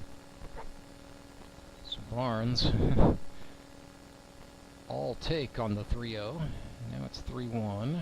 Swings at that one. It was running inside. Barnes attacked early.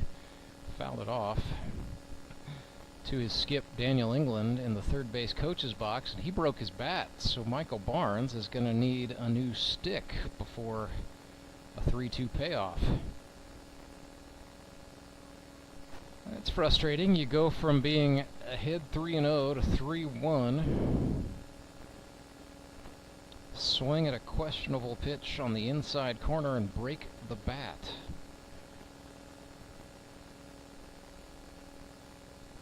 Michael Barnes back in.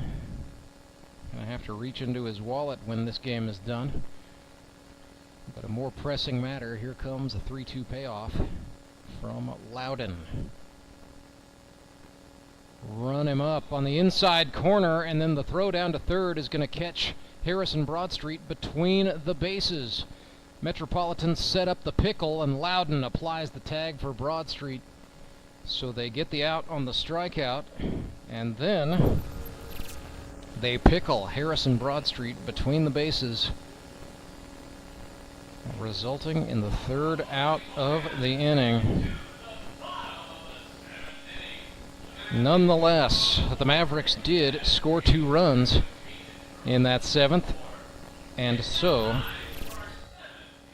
we go to the 7th inning stretch, as always brought to you by Sumit's Hot Yoga. At Sumit's Hot Yoga, you are going to feel awesome. 8-2, Mavericks out in front. Back with more GRBL baseball after we inhale and exhale.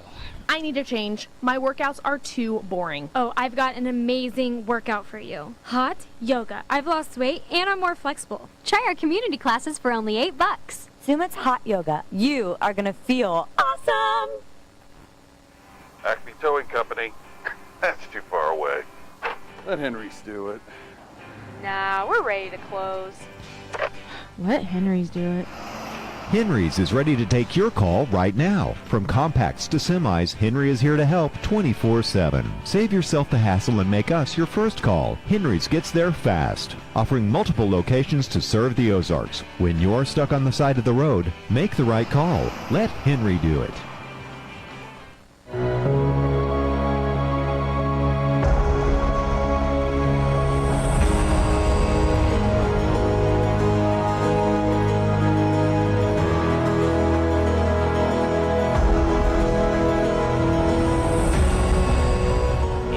The advantage for the Moon City Mavericks.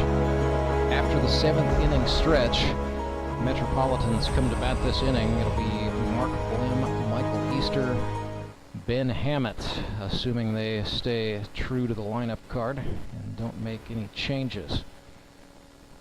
So as it stands,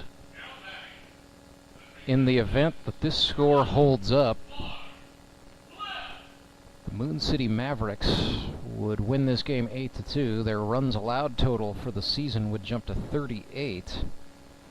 The Metropolitans' runs allowed total would jump to 40.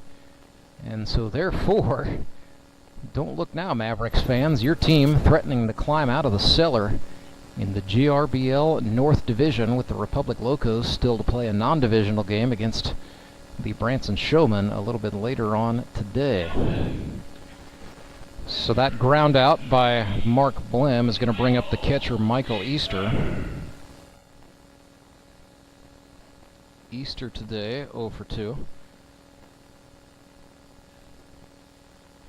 Swung on and missed at the offering from King Owens.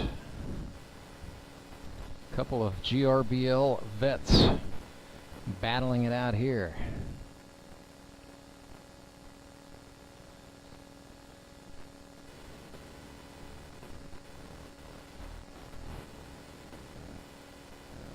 Owens attacked in with a two-seam fastball. That was a little too in toward the knees of Easter to make it 2-1. Nice piece. Michael Easter sends one into left, getting the better of his longtime adversary, King Owens. It's a base hit into left. 5th hit today for the Metropolitans. And he is on for Ben Hammitt, whose batting average is officially above 0. Gotta like that for Hammitt, who broke into the league in 2019. Check that, 2018. So Brashler is running for the catcher Easter. Hammitt chases a 1-0 pitch to even the count.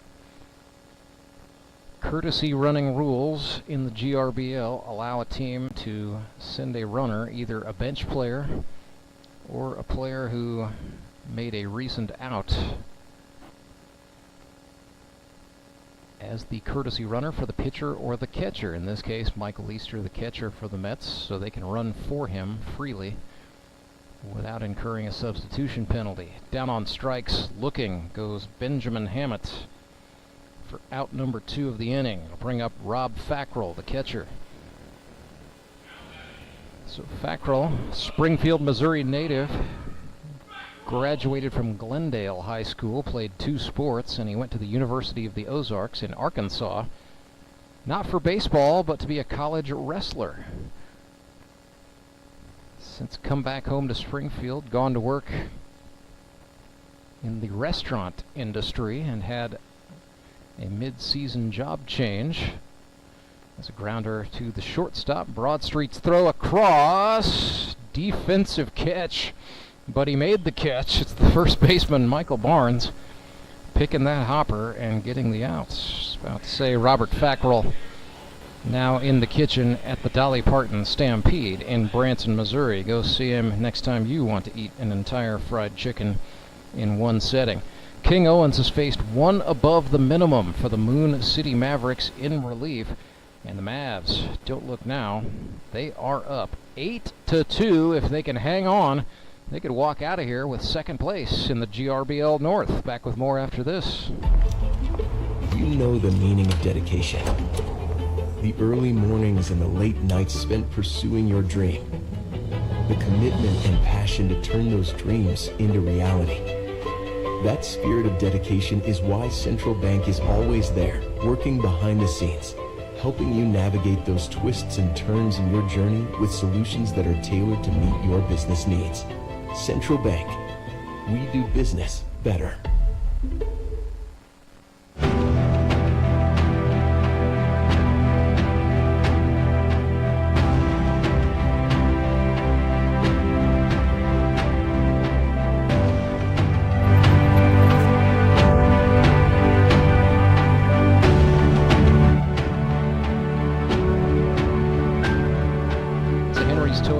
Change for the Springfield Metropolitans. In the 8th inning, they will call on the Rose Hill, Kansas native Ben Hammitt. Father of 3, 45 years old, on to pitch. Celebrates his birthday every season in the GRBL, and we love him for it. So Hammitt, thus far in 2023, has pitched 1 inning, allowing 1 earned run on 2 hits and 2 strikeouts. Really emerged as a pitcher for the Republic Locos in 2021. He pitched 14 2/3 innings, largely as a reliever that year, but did have a start, allowing 7 earned runs in 2021 on 11 hits. Struck out 15, walked 7, and hit 7 batters, so he has a 4.3 ERA carrying over from that season. So Hammitt, when he is dialed in, a capable strike thrower who can serve up some grounders, and that will be his job for the Mets, trailing by 6. Ryan Burks is going to pinch hit here in the stead of Tyler Collison, the second baseman. This is likely a straight-up swap as well, as Burks is a middle infielder. Metropolitans as well have made a change, bringing Hammitt from second base to the pitcher's mound. Jerry Kelly has come out of the dugout and is playing second for the Mets. 1-1 to Ryan Burks. Swung on, looped into right, tailing down. That's a base hit. So the electrical lineman from Ash Grove, Missouri, comes off the bench and contributes right away. Ryan Burks now 3 for 9, hitting .333 as a rookie here in Grip and Rip. Here's Joey franchise Joe Emery, the exercise physiologist, is 0 for 3 today. St. Peters, Missouri native, now resides in Springfield, works for Mercy Health System.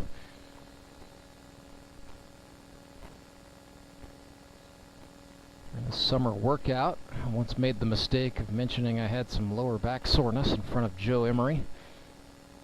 He took a foam roller to my body, and while it was unpleasant, I did walk a little taller when he was done. Looked at the steerike there, it's 1-1. That's a slightly redneck way of saying Joe Emery knows his stuff. A master's in kinesiology, the science of human body movement. May not feel good while he's working on you, but you will feel better after the fact. This is lifted into center field. Carter over to get it. He makes the catch for the first out. So Joe Emery has flown out to outfielders 4 consecutive times. Seeing the ball, hitting the ball. Just unfortunately for him, hitting the ball right where defenders happen to be standing. Here's Lance Kennedy, who is 1 for 3 with a double out to left that brought in a run back in the 4th. Presently, that is standing up as the game-winning run. Kennedy, not done, hits this one off the wall. In left center field, that is a standing double. Ryan Burks still trucking. Kennedy going for third, betting on the miscue, and he bet correctly, turning a double into a trip to third base and driving in Ryan Burks. 9-2, the advantage. Second RBI of the day for Lance Kennedy. The big Virginian has been a force as an extra hitter.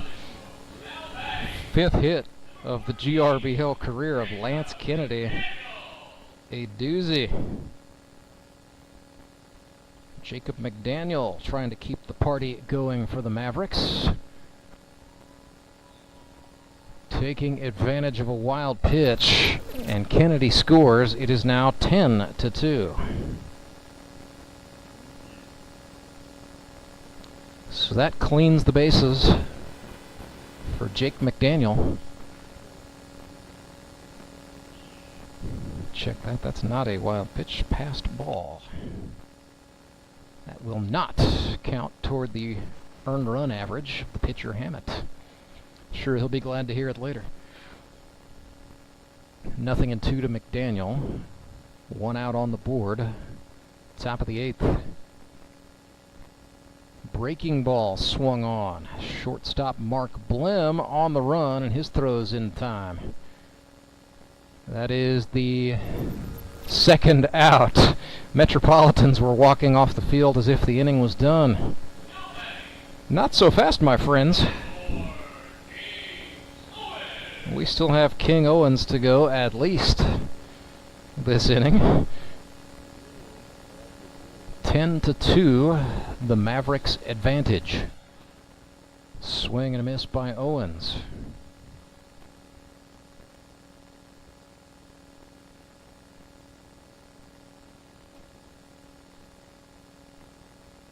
Oh-1, Hammitt winds and fires. Fastball, no. 1-1.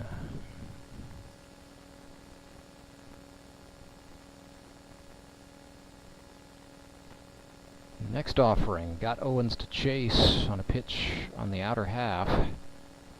He just touched it. So a ball and 2 strikes.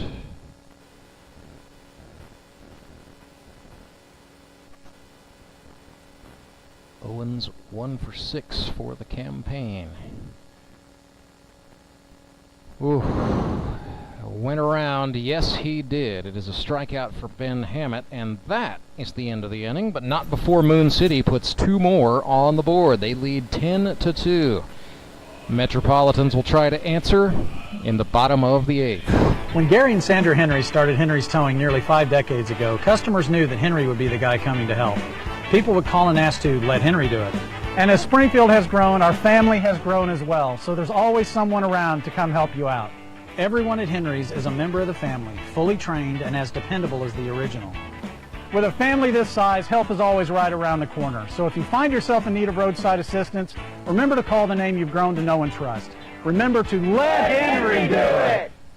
Do you ever wake up and feel like you're already out of energy? I haven't felt that way since I started doing yoga. You do yoga? Every morning. Best change I've ever made. Try our community classes for only $8. Sumit's hot yoga. You are gonna feel awesome!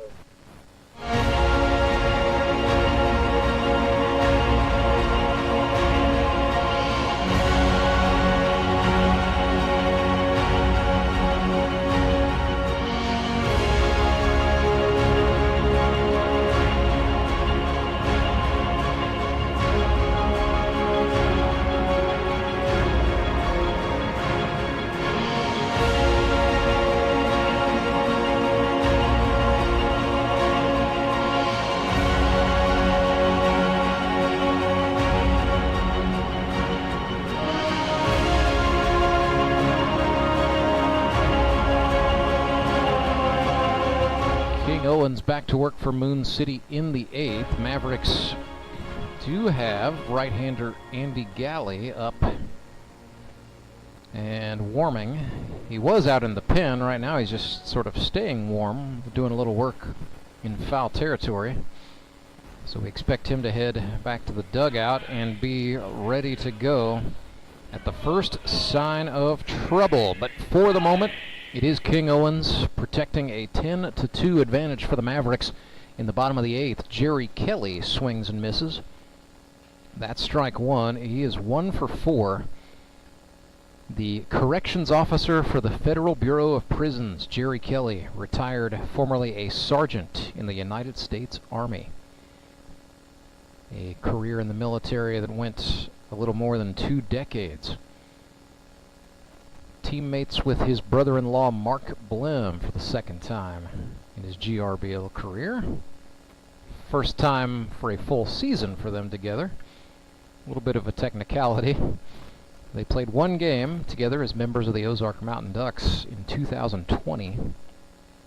A game where Ozark was vastly short-handed and in need of a utility man, and so Kelly was sent out on loan from Moon City to the Mountain Ducks for the night, keeping it in the family. But this year, the Metropolitans Brock Chaffin drafted Blem, and then got Kelly later in the draft, keeping the family together. Sure, Mark's wife, Brandy, Jerry's sister, grateful for that. 2-2 pitch from Owens to Kelly is absolutely ripped into left field. Jerry Kelly's second base hit of the campaign in limited appearances is a good one.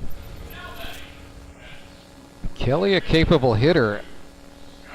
You know, his issue is just he could be a starter, I think, as either a second baseman or a corner outfielder for a lot of teams. He's just on a pretty talented group of Mets where he's more apt to get plugged in a little bit later on in the game. So back to the top of the order go the Mets. Kelly motors up to take second on the miscue at the dish by McDaniel. Skylar Carter is the batter behind 0-1.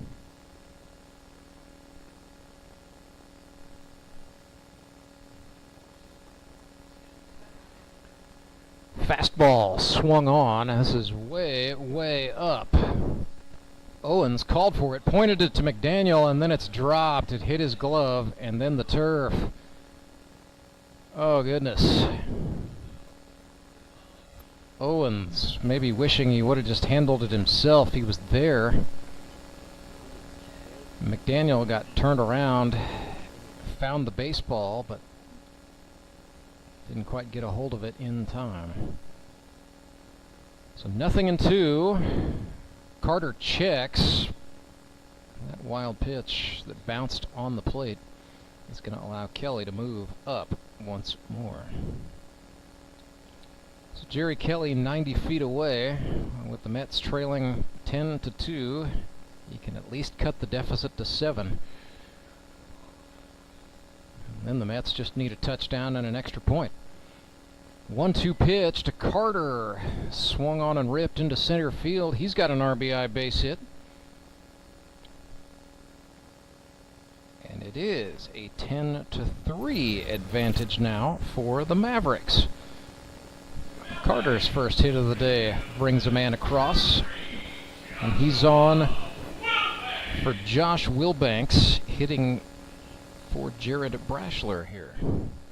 So Josh Wilbanks, speaking of military veterans, he is one. Served tours in Iraq with the United States Marine Corps, originally from Douglasville, Texas, now Reeds Spring, Missouri.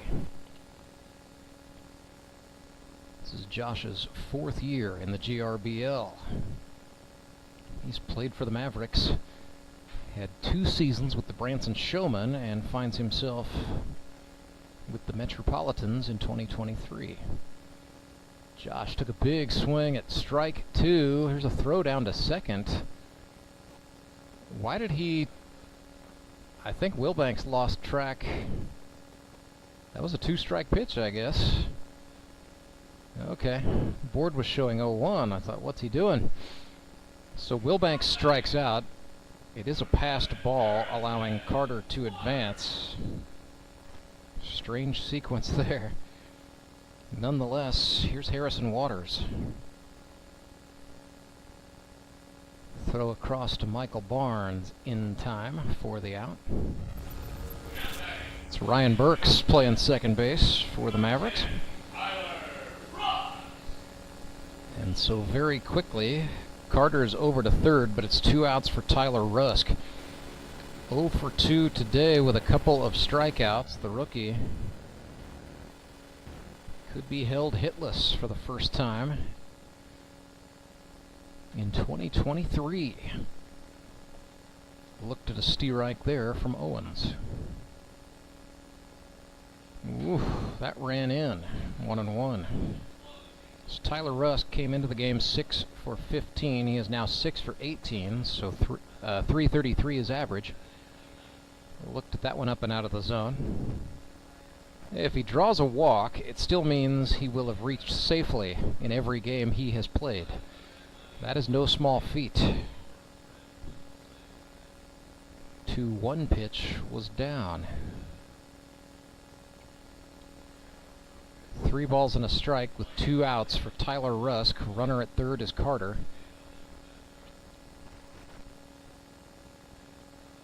Owens kicks and deals. Cement mixer high and tight, and Tyler Rusk takes the walk.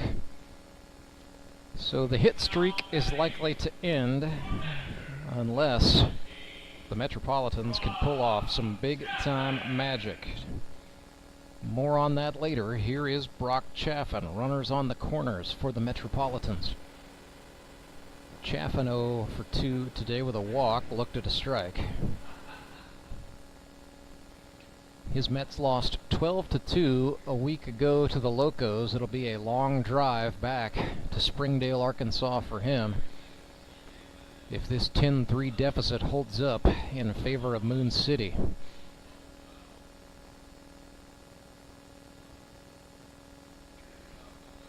Chaffin and the Mets and having a rough go. Tyler Rusk takes off. Chaffin, a beautiful hit and run. That's an RBI base hit into shallow right field. And that scores the run. So 10-4 our score. Another RBI for Brock Chaffin, his 6th. Or check that, his 4th of the campaign. He had 6 last year. I read the wrong line on his bio. So it is 10-4, good neighbor. Mets still in a 6-run hole, but here's Mark Blem. First and third, 2 outs. Blem hits this one to the third baseman Welsh, the one hopper across to Michael Barnes in time, and that is the 3rd out. So the Metropolitans get a couple of runs back, but it is still the Mavericks out in front, 10-4. Their advantage heading into the final inning of play. I'd like to say a big thank you to our title sponsor of Grip and Rip Baseball. That would be Henry's Towing. Let Henry do it. And our broadcast sponsor all season long, Central Bank of the Ozarks. Central Bank Company, member FDIC, strong roots, endless possibilities. Acme Towing Company. That's too far away. Let Henry's do it. Nah, we're ready to close. Let Henry's do it. Henry's is ready to take your call right now. From compacts to semis, Henry is here to help 24/7. Save yourself the hassle and make us your first call. Henry's gets there fast, offering multiple locations to serve the Ozarks. When you're stuck on the side of the road, make the right call. Let Henry do it. You know the meaning of dedication. The early mornings and the late nights spent pursuing your dream. The commitment and passion to turn those dreams into reality. That spirit of dedication is why Central Bank is always there, working behind the scenes, helping you navigate those twists and turns in your journey with solutions that are tailored to meet your business needs. Central Bank, we do business better.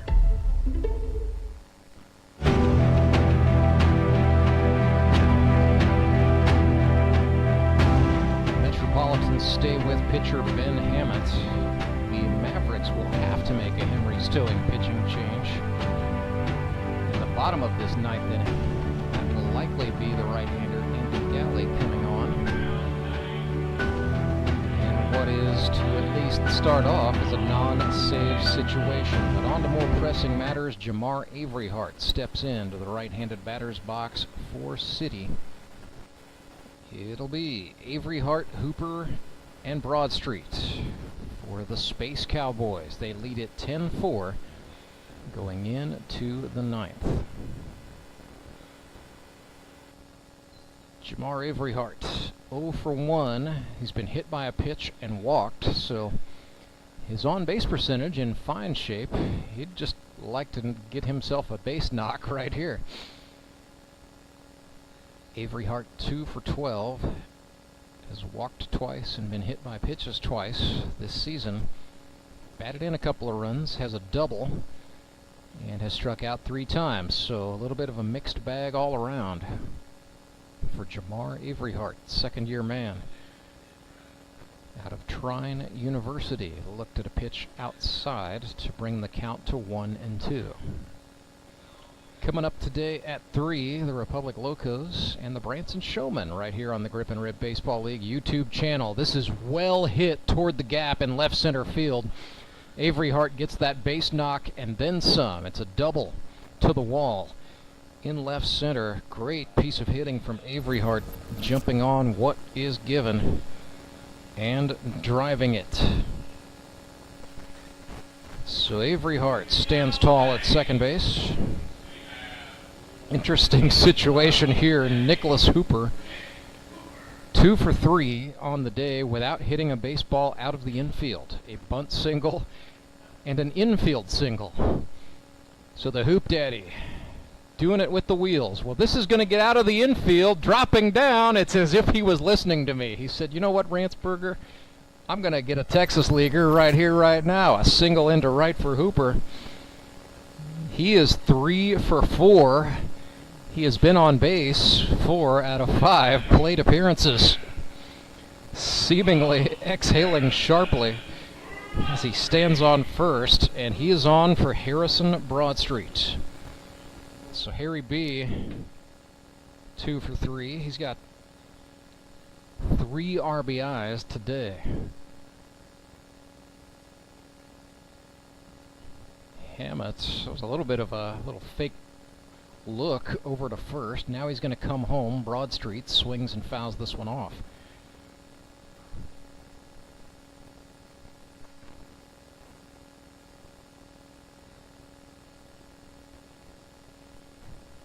Nothing in 1 for Street with runners on the corners and nobody out. Back-to-back hits for Avery Hart and Hooper. Now Hooper is going to take off and take second base uncontested. Something fielder's indifference, whatever. That's got to count for something. Give the guy a steal. 1-1 swung on, golfed, foul, third base side.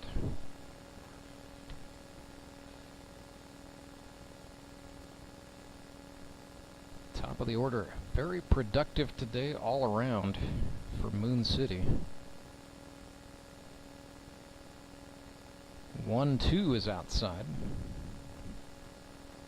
RBIs for Broadstreet, Welsh, Barnes, Collison. The guys in the 1 through 5 getting it done today. Here's a 2-2. Broadstreet checked at an inside pitch, and Avery Hart is now caught between the bases. Dives for third. The throw goes into left field. Avery Hart stays down. Keeps his foot on third. Hope he's all right after all of that. First of all, I think he is. Pride might be a little wounded. Accidentally getting himself in a rundown. Avery Hart's going to stay in this game. Lead is a lot shorter from third this time. It's 3 balls, 2 strikes for Broadstreet. Nobody out. Ben Hammitt back to the wall in a 10-4 ball game. Payoff pitch, swing and a miss. Broadstreet down on strikes for the first time today. Well, that came at a big moment for Hammitt, but he's not out of the woods yet, as here's Brady Welsh. That ran him in. It's a Steerike looking.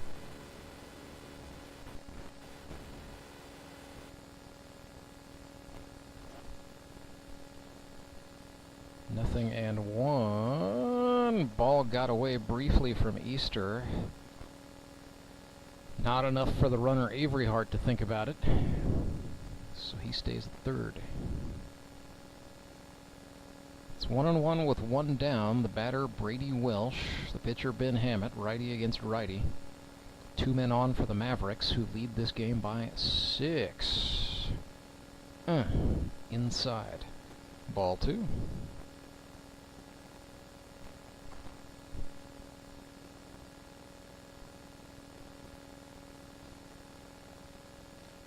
Two-one pitch. Swung on. This is to the second baseman. Kelly can't find it.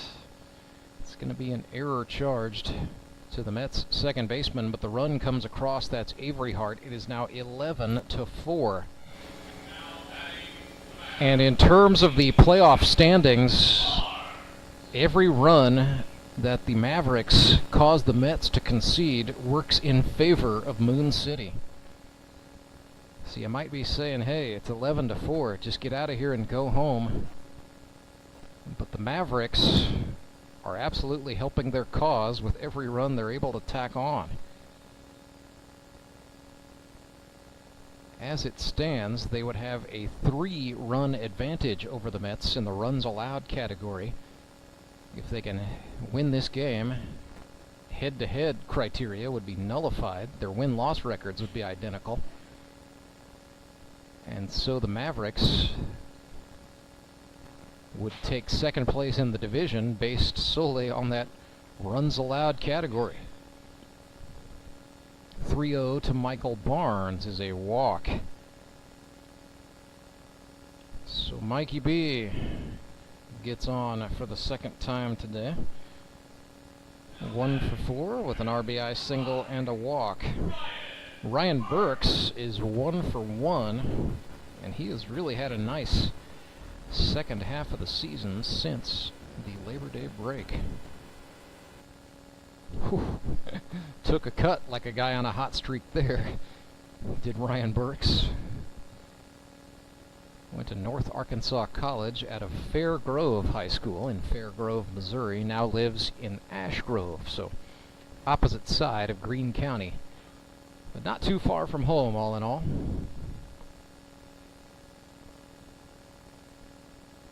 He's behind here 0-2.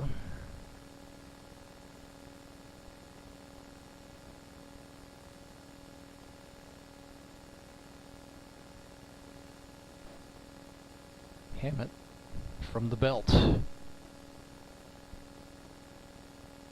And Ryan Burks goes down looking. So 2 gone. 2 strikeouts for Ben Hammitt. 2 hits for the Mavericks this inning. And here's Joe Emery. He has been powerful, but not getting on today. This has a chance. Down it goes. Joe Emery's first base hit of the ball game brings Nicholas Hooper across. It's now 12-4 for Moon City. No time like the present, Joey franchise. An RBI single into right. Snaps Joe out of the skid. Puts his club back up by 8. And here's Lance Kennedy, who's been very good today. 2 for 5 with a pair of RBI doubles. Watches that fastball go low for ball 1.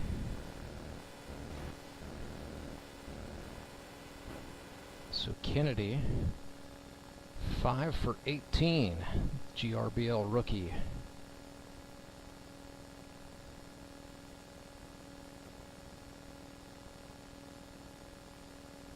That's down.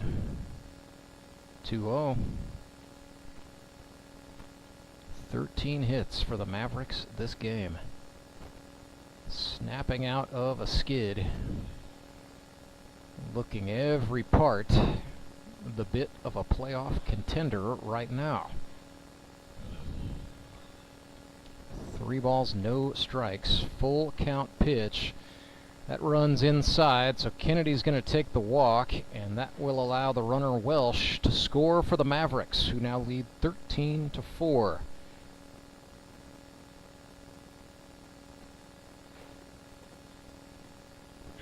So we knew going into this, the Metropolitans shorthanded, again, without their 2 best pitchers, Chris Matlock and Clay Murphy. Gotta credit Ben Hammitt for his willingness to step in here, knowing his back was going to be to the wall, and pitching anyway, putting pride on the line. Throwing to Evan Barnett here, who has re-entered this game. Hitting for Jacob McDaniel. All signs pointing to Andy Galley coming on. The Mavericks are gonna have to make a pitching change.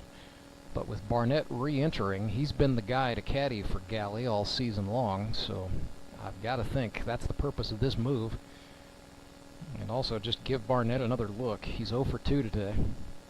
Behind 1 and 2. Hammitt's next offering got him to chase big time.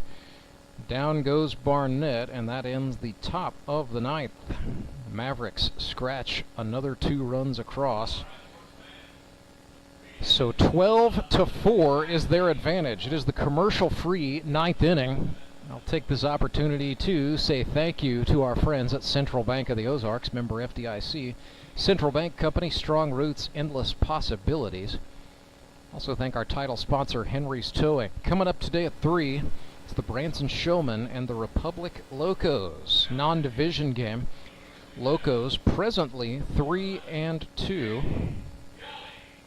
They are the first place team in the GRBL North, at least for the time being. It's worth noting the Mavericks looking to improve to 3-3. The Mets will fall to 3-3. As we mentioned, that's going to come down to runs allowed. Advantage would be with Moon City. Should the Locos lose to the Branson Showmen today, they also split 1-1 with Moon City and with Springfield. So the GRBL North would really be thrown into a tailspin if Branson can beat Republic today. Now that said, Locos could go out, smack the Showmen around, and maintain first place in the GRBL North standings and position themselves for a first-round bye in the playoffs. We do have 1 week left in the regular season. I'll get to that in a moment. Tonight, baseball night in the Ozarks, 6 p.m. Following Locos Showman, it'll be a GRBL South Division tilt between the Ozark Mountain Ducks and the red-hot Nixa Suckers. Next week, Mavericks play the Locos.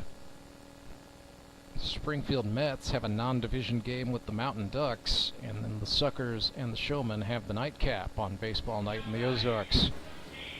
So Andy Galley is the mound man for Moon City, facing Michael Easter, former catcher of his, and he unceremoniously plunks him aboard to get the bottom of the 9th started. I'm sure that was not intentional.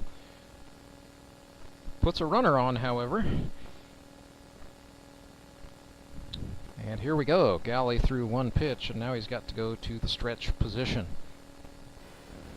So Andy coming into today's game, 17 innings on the season, 7 earned runs, 18 hits, 11 strikeouts to 4 walks, and a 4.2 ERA. With 190 strikeouts in his GRBL career, Andy Galley is the league's all-time leader. And he was inducted into the Grip and Rip Hall of Fame at the end of last season. Hammitt swings and chases. And yeah, it was a full battery swap for the Mavericks as they brought Evan Barnett back in, caddying for Andy Galley.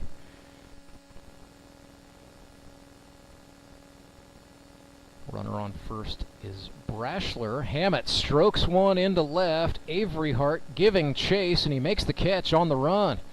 Knocked Jamar over, but he made the grab on the run. Big time play by the Moon City left fielder, robbing a well-hit ball off the bat of Ben Hammitt. Bring up Robert Fackrell for the Mets, excuse me. Fackrell 0 for 3 today.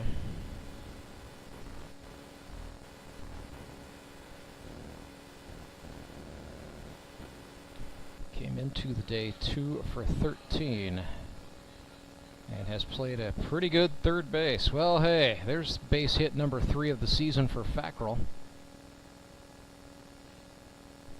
Like water, taking what was given from the veteran Andy Galley and driving it into left. So that puts men on first and second for the Metropolitans. Still plenty of cushion for Galley and the Mavericks to work with. They lead 12-4. Jerry Kelly bats for the Mets. Kelly singled out to left his first time up. So Kelly is 2 for 5, hitting .400. Fastball up the middle. Broadstreet dives, cannot come up with it. Mets do not send the runner. So Jerry Kelly squirted that one through for a hit. Good scoring on the part of Gabe Terry, our official scorer. In this analyst's opinion. So Jerry Kelly 2 for 2 today, and that loads him up for Skylar Carter. Had an RBI single his last time up. Watches that one go outside. Right-handed pitcher against a left-handed batter. Carter against Galley. Whew, yes, he did. Swing at strike one. Carter puts this one into play at left side. Welsh glove scooped it to Ryan Burks at second. No need for the throwing hand. A beautiful play by Brady Welsh. One of the fanciest 5'4" fielder's choices you'll see in a while. It does play to run for the Metropolitans. And so the score now 12-5 in the Mavericks' favor.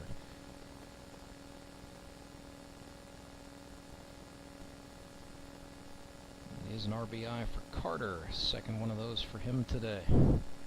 Josh Wilbanks swung and fouled that one back. Galley ran in and tied him up. Josh chuckling to himself after sending one back to the net. 0-2 with 2 down, bottom of the ninth. Galley tried a curveball. No, Wilbanks ducks out of the way. So Josh crowds that plate.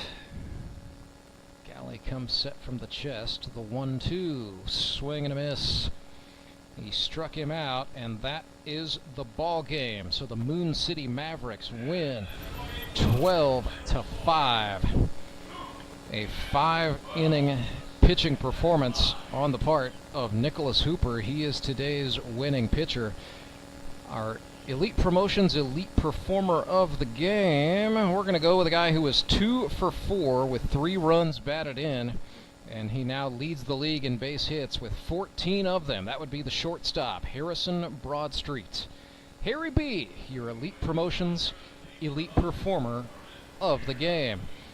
We will step back, come back, bring you the game summary, and update the GRBL North standings on the other side of this break. Back with more GRBL baseball right here on our YouTube channel. We're going to leave you plenty of time to make sure you like this video and subscribe so you never miss your favorite Grip and Rip League team in action.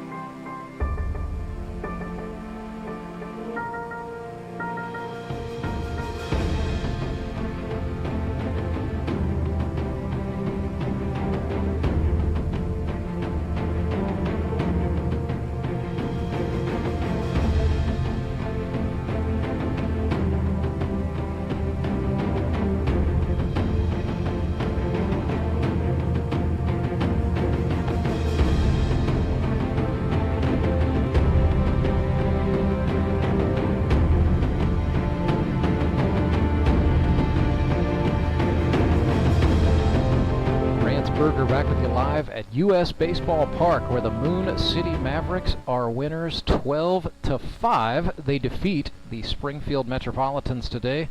Mavericks improve to 3-3. Metropolitans fall to 3-3. And look out, Moon City has climbed out of the cellar. They are now second in the GRBL North Division. Very pleased to be joined by our Elite Promotions Elite Performer of the Game, Harrison Broadstreet.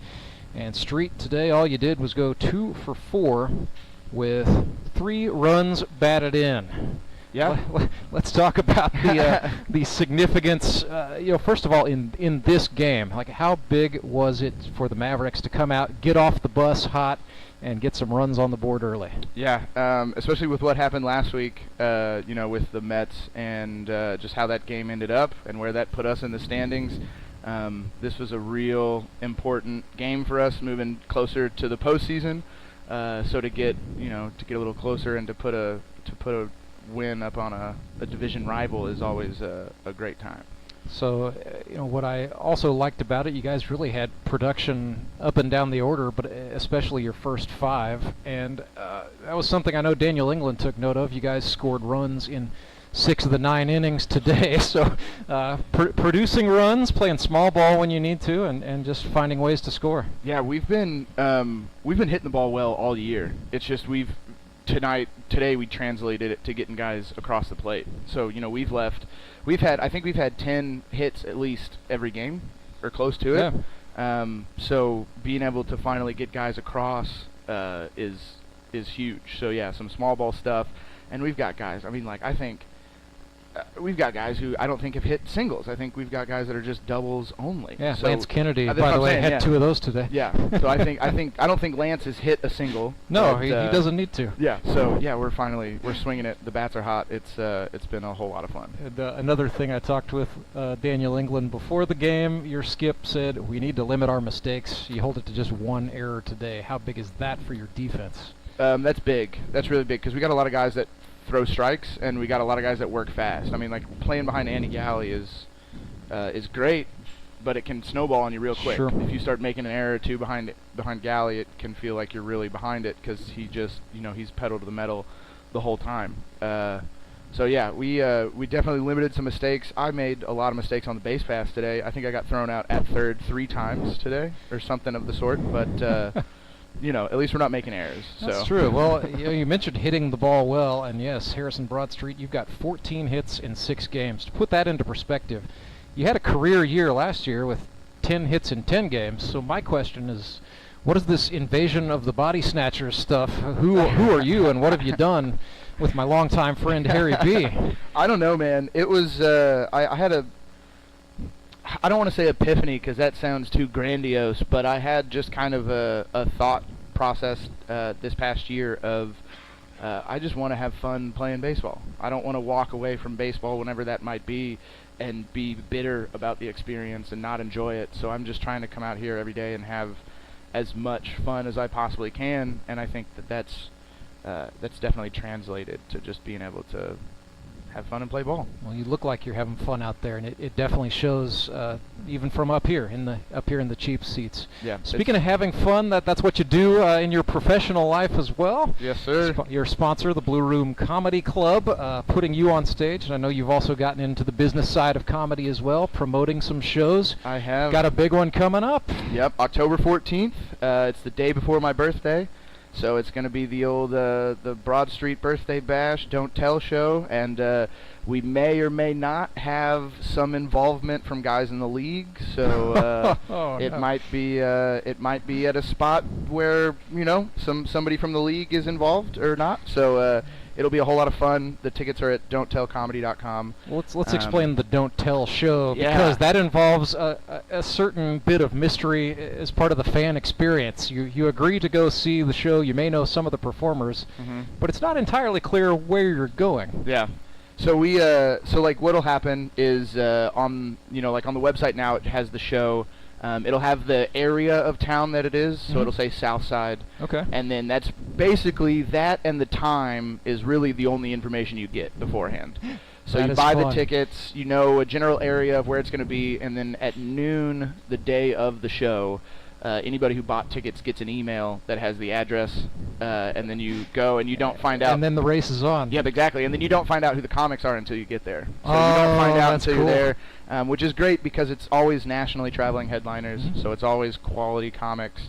So it's a wonderful speakeasy type feel for comedy, and it's just a whole lot of fun. But I mean, yeah, you know, the nationally touring guys are great, and I know you've been part of bringing some big names to Springfield. But you know, you and several other locals, my guy Derek Luna among them. We've got some funny people right here in Spring Vegas, my friend. We do. We've got a good little crop of comics that are local and working, and those are all faces that'll be rotated in throughout the Don't Tell Comedy series.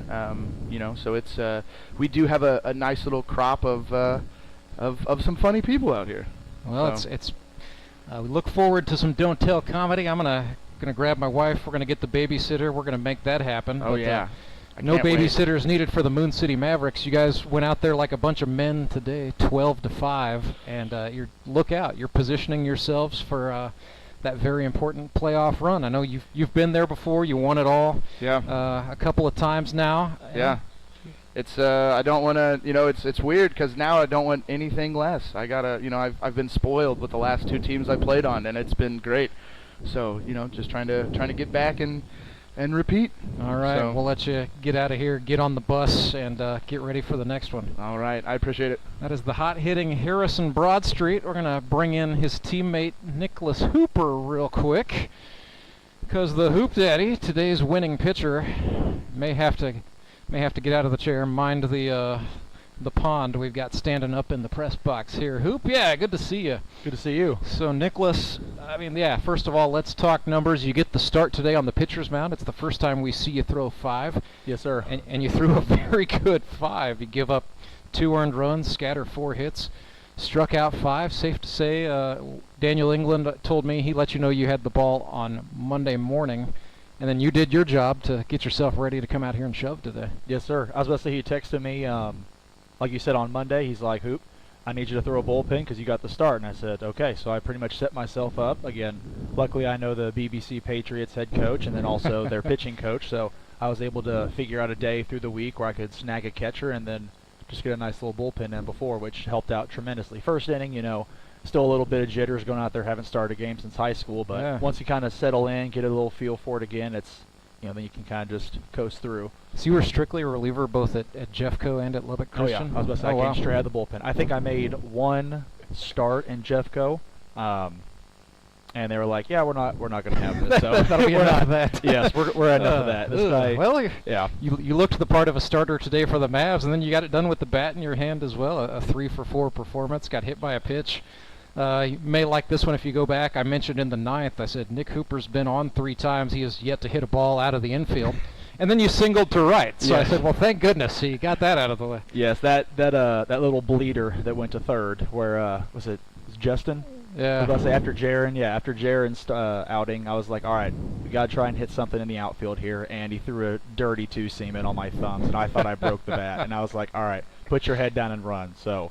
Yeah, I mean, again, sometimes you gotta do small ball. I mean, you can go up there with a attack, whatever you want, but again, Dan's giving me the leadoff spot now, so it's like, you know, you kind of need to, no matter the situation, you're still a leadoff. So, you know, you got to work counts. You need to kind of be the guy who can put ball in play, you know, try not to fly out and create a little bit of chaos out there. Definitely looked the part of the leadoff man today, getting on 4 out of 5 times. That's doing the job. So let's zoom back and kind of look at this game in the context of a season. You guys snap out of a skid. So, I mean, first of all, yeah, we'll talk numbers in a second, but just in terms of momentum, what does a win like this do for you guys? Oh my goodness, again, it can change a season, honestly, because, you know, when you get through a couple losses, you're like, what's got to change?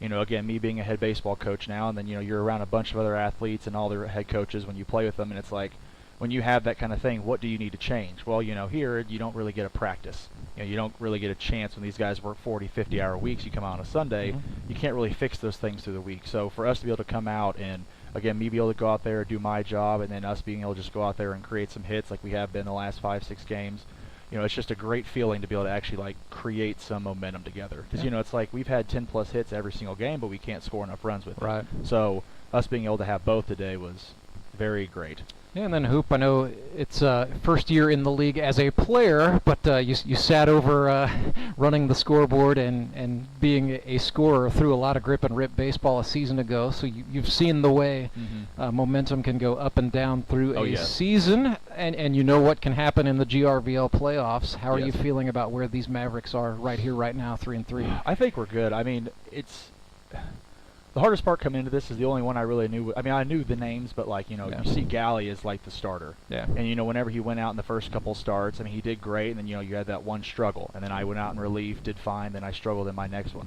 And we've started to kind of let guys do different roles. So it's really kind of cool to see how Dan's created the lineup in different parts, where it's like, hey, you know, if Galley has the start and he doesn't have it, at least guys have experience to go in, you know, 5, 6, 7, or 8, 9 role.